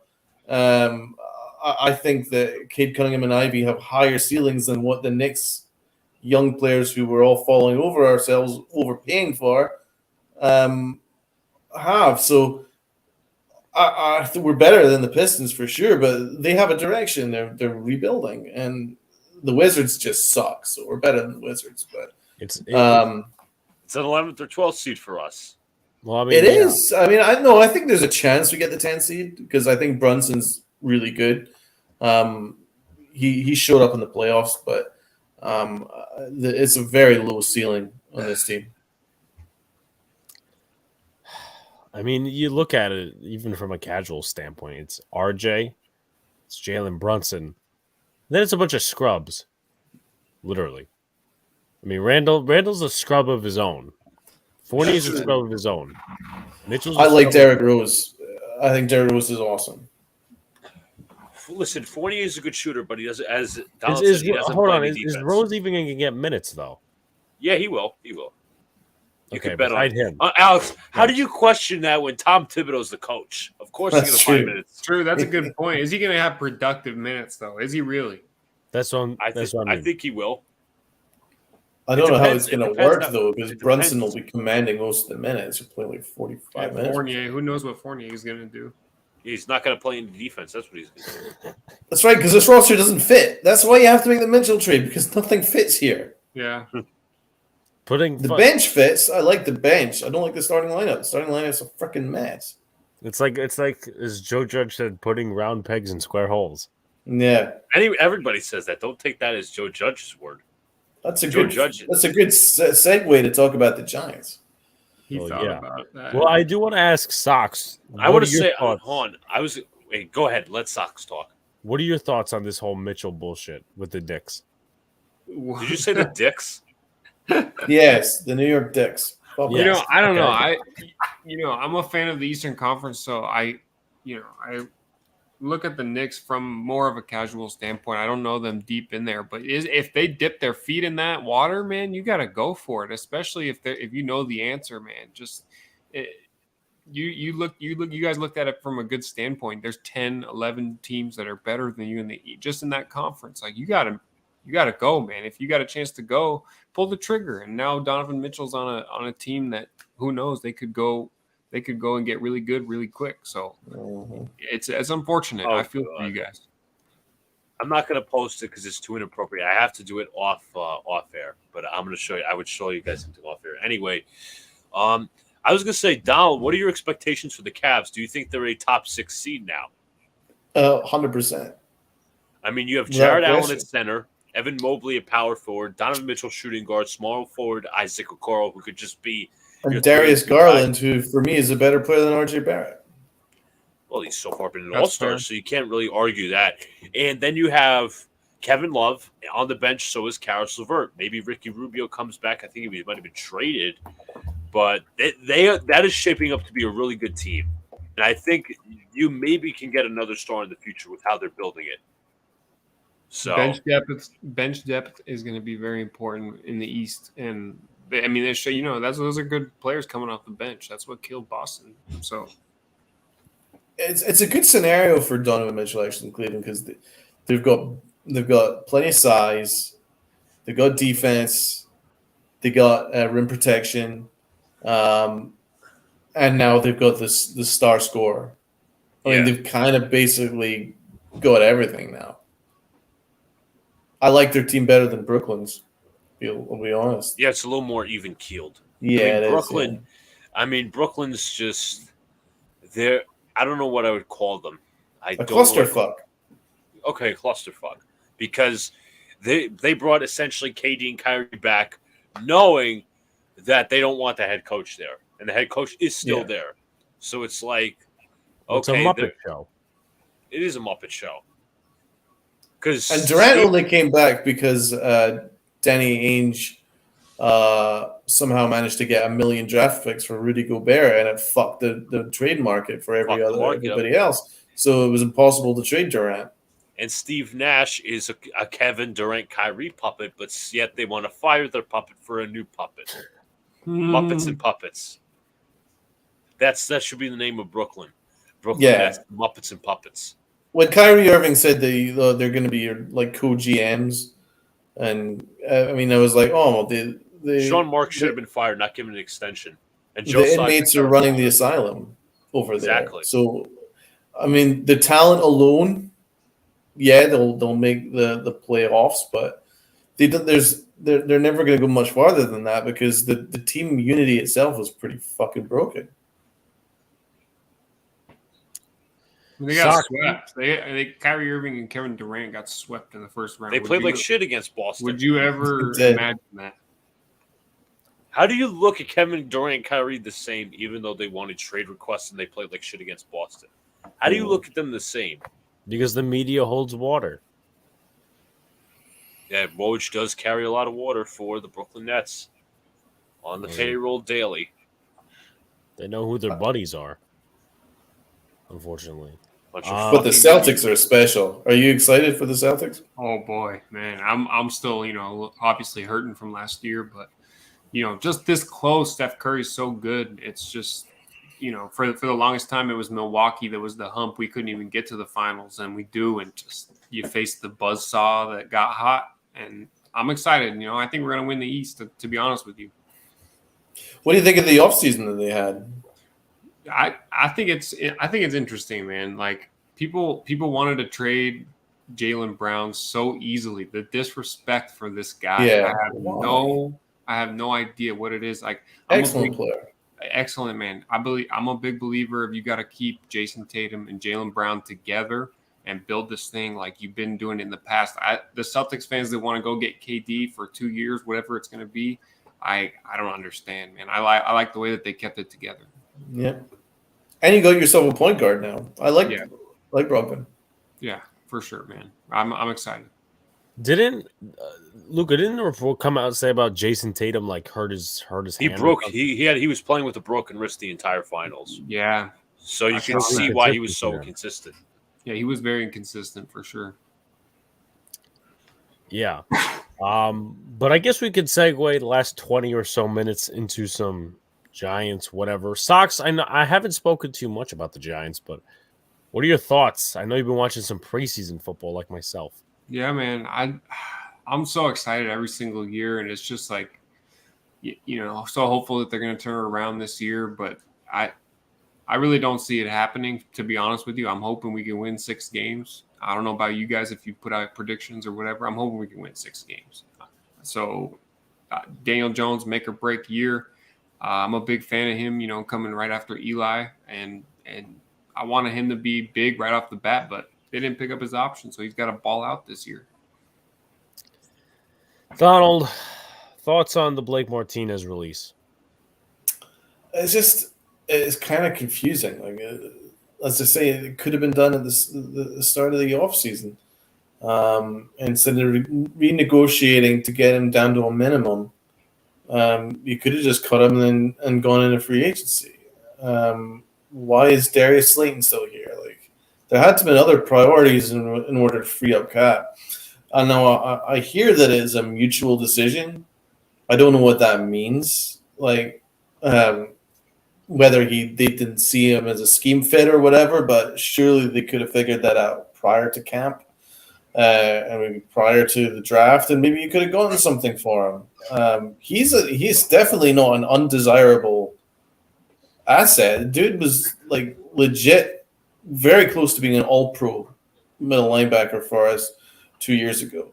Prior to him getting hurt, he was freaking awesome. Teams would kill for a capable linebacker. 100%. He in a bad year, he gets 120 tackles a year. He leads the NFL in tackles. That's what I'm saying. In a bad year, he gets 120 tackles a year. So I don't totally get – it's not like he was a Logan Ryan where he's towards the end of his career. He's still in his prime. He had another year or two in him. Don't agree with it.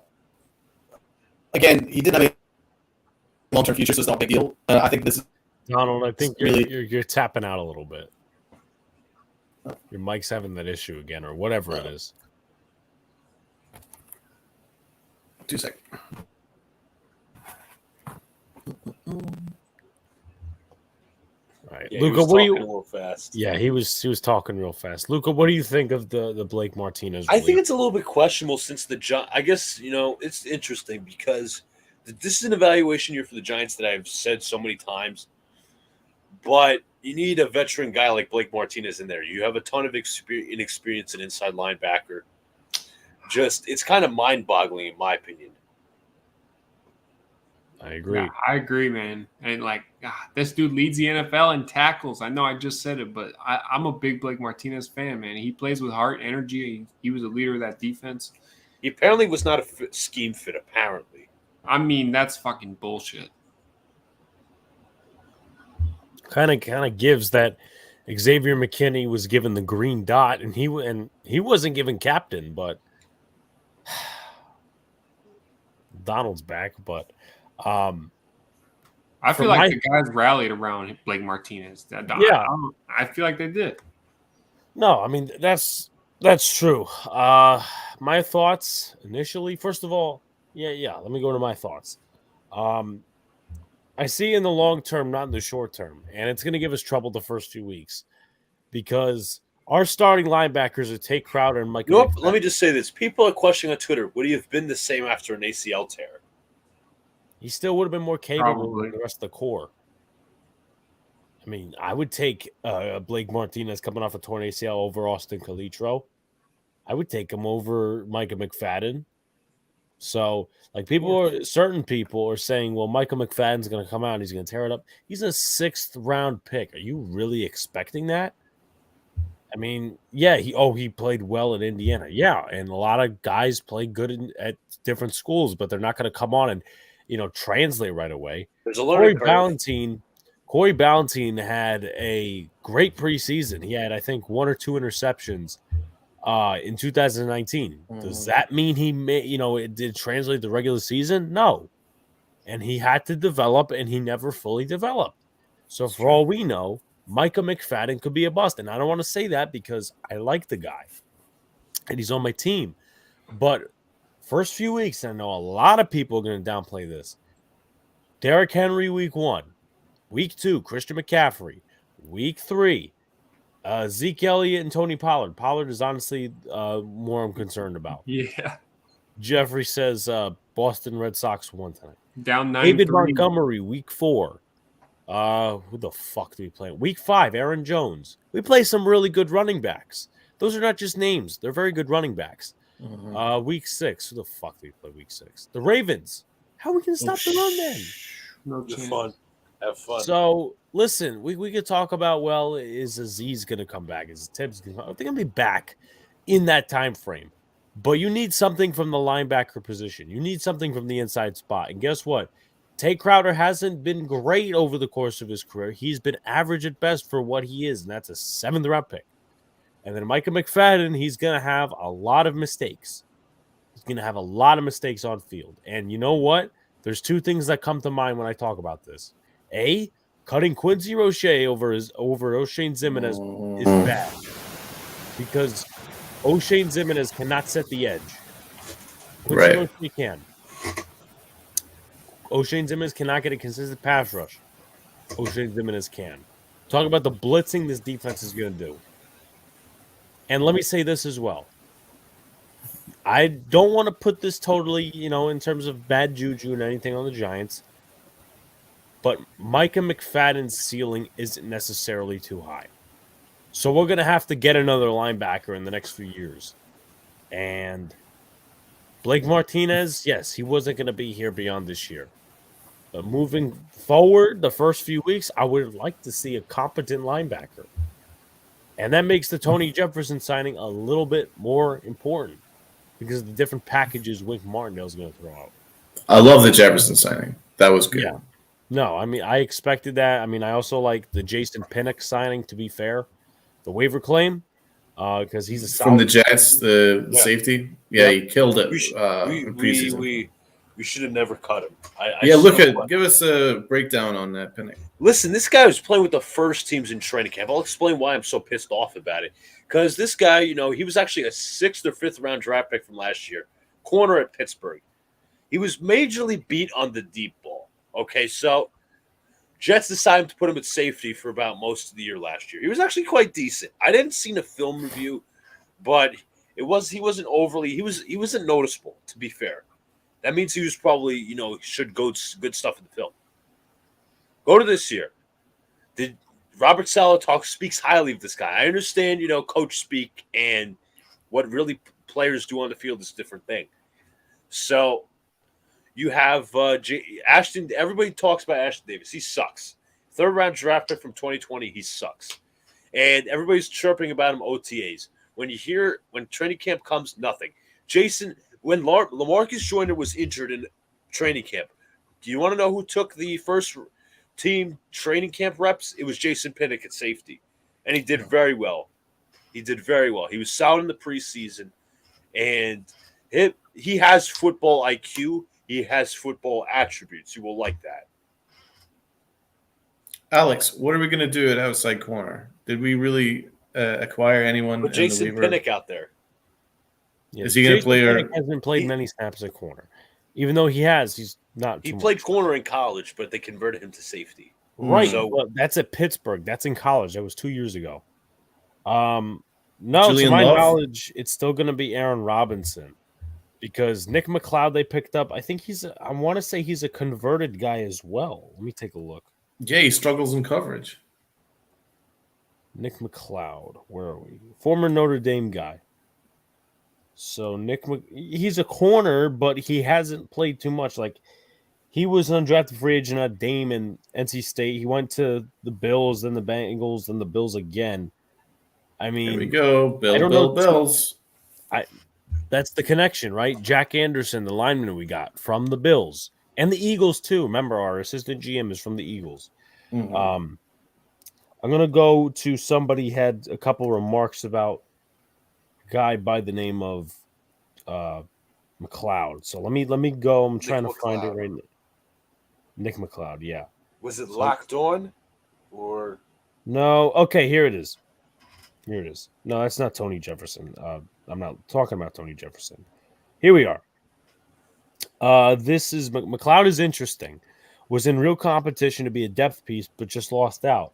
Got snatched by Cincinnati last year when the Bills cut him, and then the Bills grabbed him back the first chance they got during the year. He's fast and athletic and competes. Saw a bunch of safety snaps with the twos, so he can work safety, outside corner, and slot in a pinch. Solid bottom end depth guy that has some potential for more.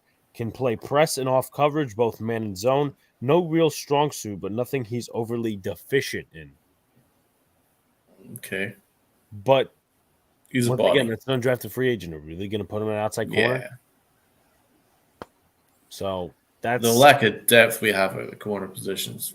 like I feel a little Scary. bit better about the O line because we signed Tyree Phillips from the Yeah. Ravens. So there's that. And we signed Jack Anderson, right? But I just don't get the whole Martinez thing because you literally created a hole to make a position better, even though you could have done something else. Like you could have traded Slayton, and I'm not, swapping my takes here, but I literally said how many days ago? I said as long as you give up something for Slayton, you're fine. And Slayton clears $2.5 million. I'm pretty sure, if I'm not mistaken, that was more than Martinez was making. 100%. $2.5 million. And then if you get rid of him, you could sign somebody for cheap. You could have gotten Tyler Johnson off waivers. Then again, I don't know if the Texans were ahead or whatever the case was. But you could Tyler Johnson, Jareth Stearns from the Bucks, I'm told is a very good guy in terms of that stuff. So it's not like Darius Slayton is irreplaceable. He's replaceable. But is he staying or are we still he's looking at a staying. trade? So, I mean, there's going to have to be maybe another move down the line, but this just wasn't the move. And if you wanted to do this, go out there and, release him in free agency. Not now. And let me say this as well. I know a lot of people are going to say, well, Gettleman this, Gettleman that. And I've been critical when it's asked for that. But this is fucked up on this regime. Scheme, whether he was a scheme fit, whether he wasn't a scheme fit, whatever. Mhm. Now you have Tay Crowder, who started a lot of last year because Blake Martinez was injured. He's not too capable of that linebacker position. Hell, this is his third year playing the spot. Maybe even fourth because he is a converted running back. But Alex, the easy solution is to trade for Roquan Smith. Oh, that's right. He opted in. I never even got. He's not even that good. He's not even that good. But I mean, this is the second time now that the Giants have cut off their nose and spiked their face. Like, for instance, they did it to Logan Ryan. There wasn't really a reason why they cut Logan Ryan because it didn't have any benefit to them in this year's cap. So they did that to him, and then now done it to Blake Martinez, where it's not really done any benefit to us because they already renegotiated his salary, so it was kind of negligible. So And then of course the James Bradbury thing. I can't believe that they waited so long to cut him, to leave them zero opportunity to replace him. I mean, it is glaring.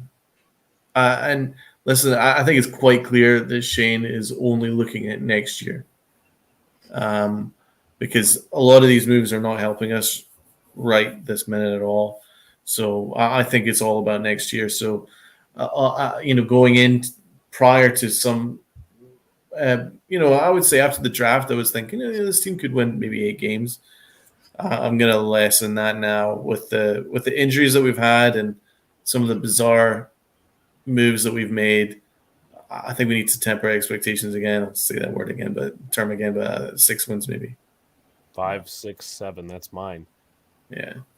Like the Logan Ryan thing, I could kind of get now, and I agreed a little bit more with it at the time.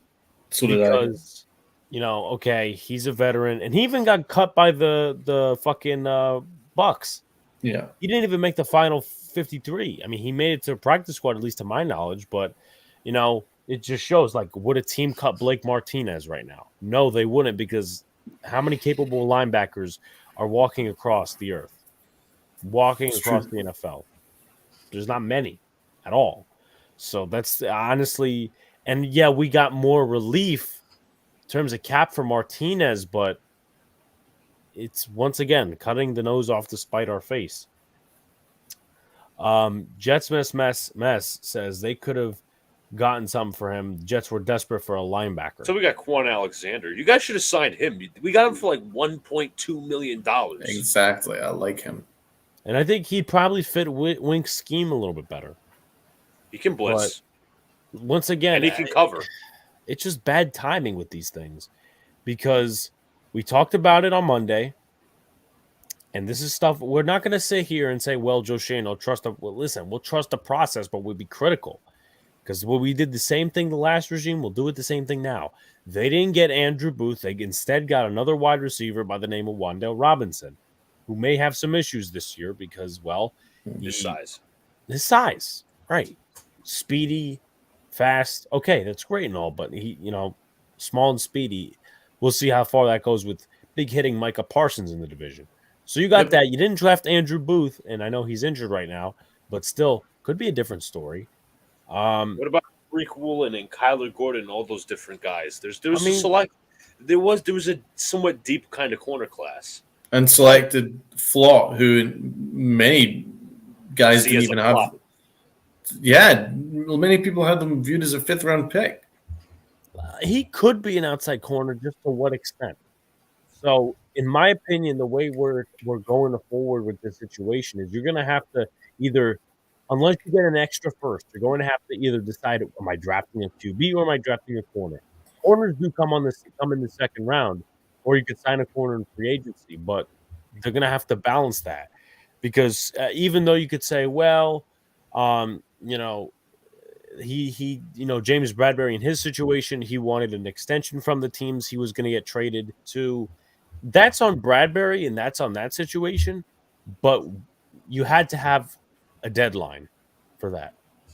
And how many capable corners were out after the draft? Not many at all. Exactly. It was a huge mistake. I know Donald wanted Roger McCreary badly. I think it was either you or Donald that wanted him badly. Kyler Gordon, Andrew Booth. That big of a McCreary fan. Booth was one of the guys. I wanted Booth. I know I wanted Booth. Tariq Woolen wasn't necessarily on the list, but like he went in the 5th round.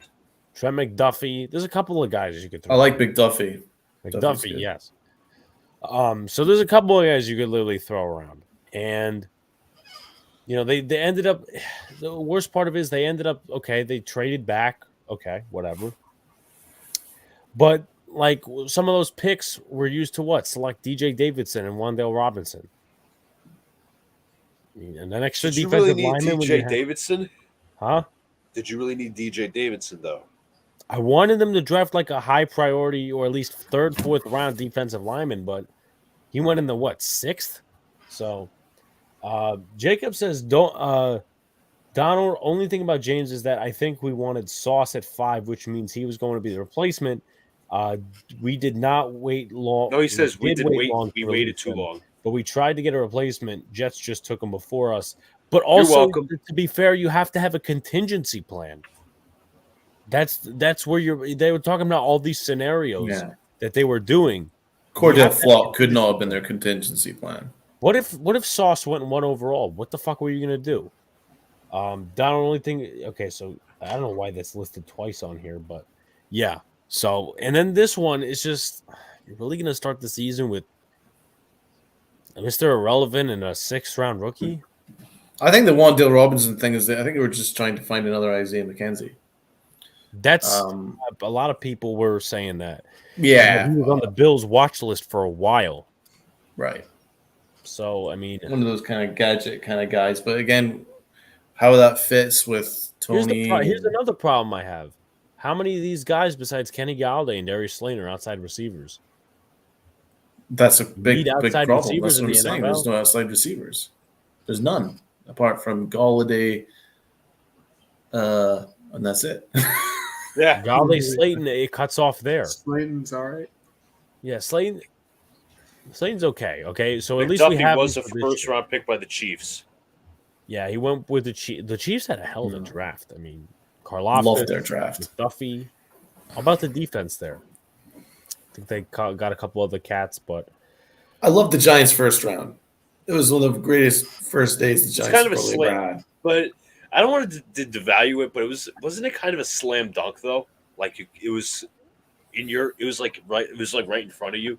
Yeah, but Dave Gettleman wouldn't have done the slam dunk. He'd have done something fucking crazy. Yeah, he would. So there's nothing wrong with a slam dunk, but we did it. And then after that, day 2, I did not like day 2.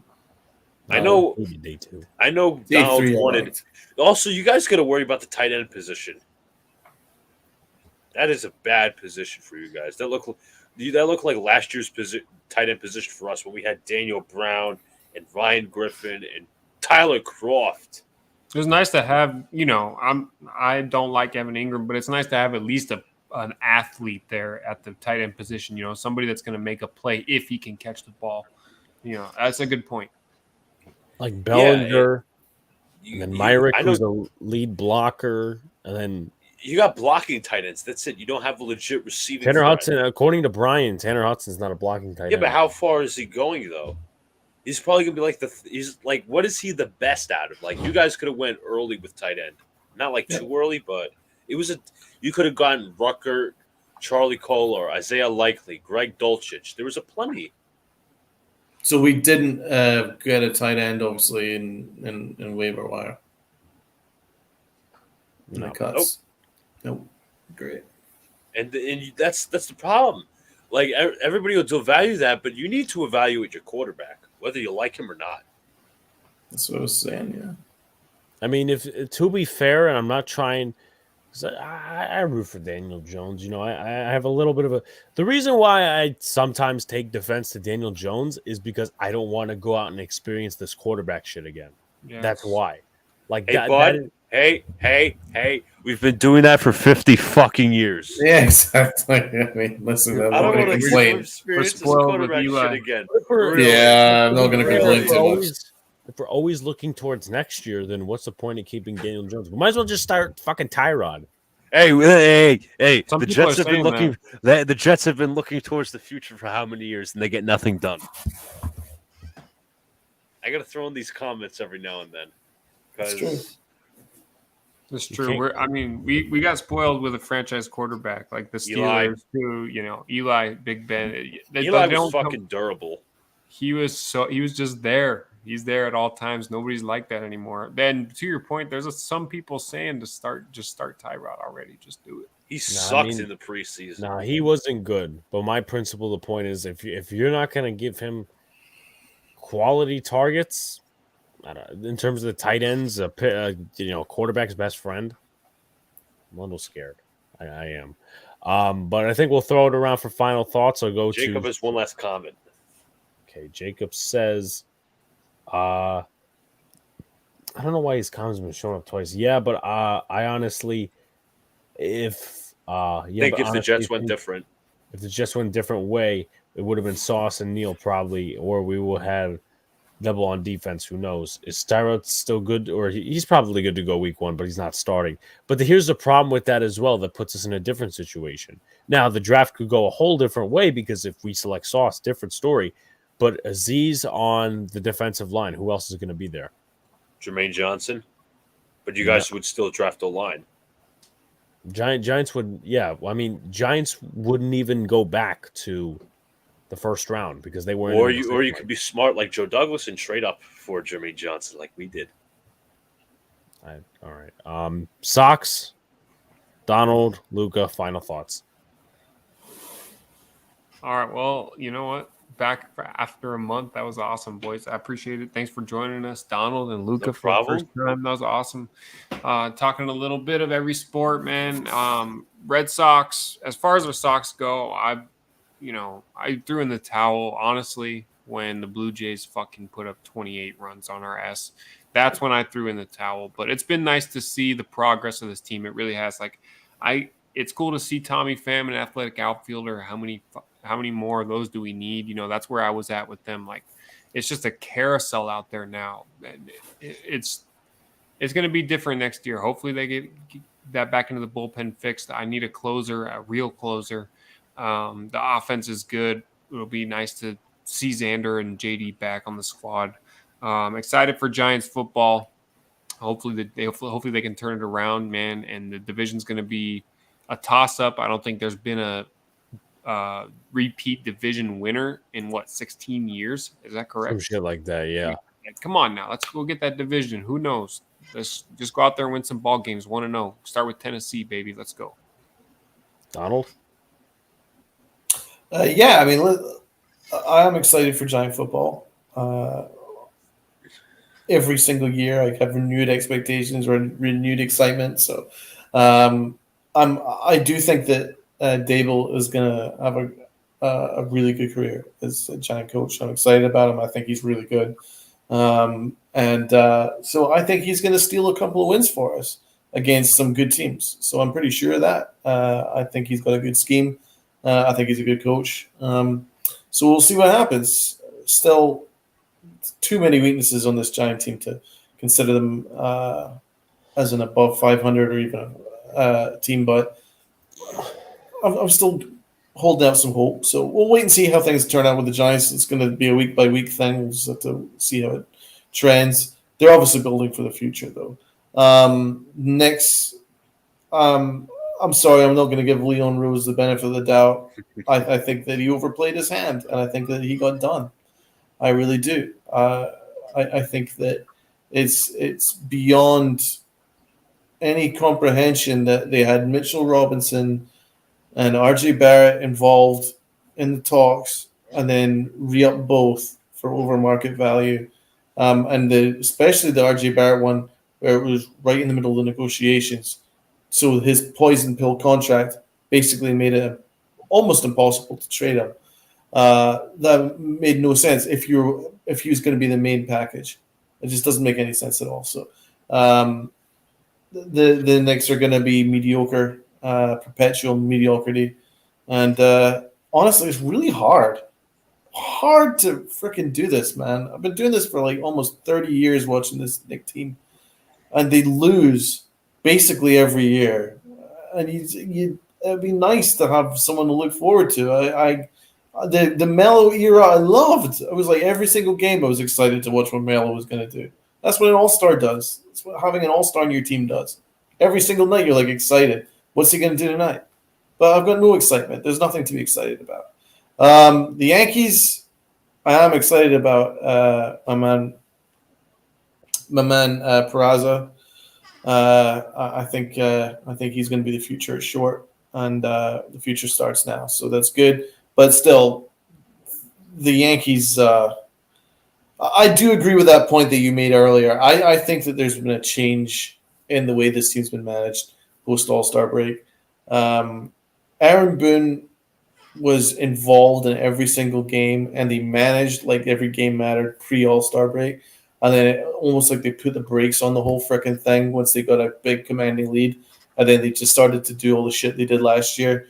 all these random rests, all these random lineups that made no fucking sense. And Aaron Boone, have you noticed? He's no longer fucking scrapping the umpires anymore. That was this big thing that he was doing pre-All-Star break.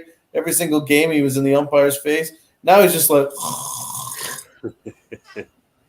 so honestly, I have a feeling that Brian Cashman has been in his ear, and it's changed everything. I really do, because Aaron Boone is a completely different guy than he was just a couple of months ago. And so it sounds like I'm giving Aaron Boone the benefit of the doubt. I'm not, because what he said about IKF was unacceptable, and he probably should be fired for it. Luca? Yeah, football season's around the corner. Can't wait for Jets season. We'll see what they do. Knicks, they're just going to stick in mediocrity. Another team with more questions than answers. Excited for Peraza to come up, and we'll see what this Yankee team does. I don't have a lot of hope for the team overall. I think they're going to keep whirling in their own stupidity. But it should be interesting, man. It should be interesting. At least college football, Fighting Irish Saturday against the Ohio State. We'll probably get our asses blown up, but I think it'll still be a good game. I'm a Gators fan. What kind of hope should I have as a Gators fan this year? I don't know. Are you a Gators fan because of the quarterback? No. What? I've always been a Gators fan. You missed. No, but I'm just asking because their quarterback is going to be a top 10 pick next year. What's his name? Anthony Richardson. So if you're a Gators fan, Donald, you're going to have to give us the rundown on Anthony Richardson. I'll have to do some. I wasn't overly impressed with their quarterback situation last year. Was it Derek King, I think? Someone. We'll see, but they've got a new coach now, so I want to see how that's going to play out. Giants need to go 11. Actually, Jordan. No, not Florida State. You fucks. Florida State, you fucks. It was Anthony Richardson. I want to say it was Richardson last year. Maybe it wasn't. Yeah, I didn't like him last year. I thought he was turnover prone. I didn't think he had a particularly good arm. 5 touchdowns. Yeah, I didn't think he had a particularly good arm. Was the stat line? Emory Jones was there too. You're right. He wasn't good either. Anthony Richardson, 5 touchdowns and 5 picks. Okay, so not much of a sample size. We'll see, though. We'll see if his hype actually proves worth. But be sure to like, comment, and subscribe. Turn on post notifications so you know when a live stream pops or a video drops. Subscribe to Sox. Sox. Really good to be on me, man. Chronicles. Take care, brother. Appreciate you guys, man. Subscribe to Nerding Out Sports. Subscribe to all of those. And we'll be back. Boys in the Big Apple, 8:10 p.m. Monday. Also, as well, Big Blue in the Bronx podcast will premiere at 12:30 on Saturday. So be there for the premiere. Going over all the roster shit. What the fuck are you doing, Luca? You're mocking me. You mocking me. Okay. What a clown. Luca has something to show us in the studio. All once we're all fair. But peace out, guys. See you later. Have a good night. Good night, guys.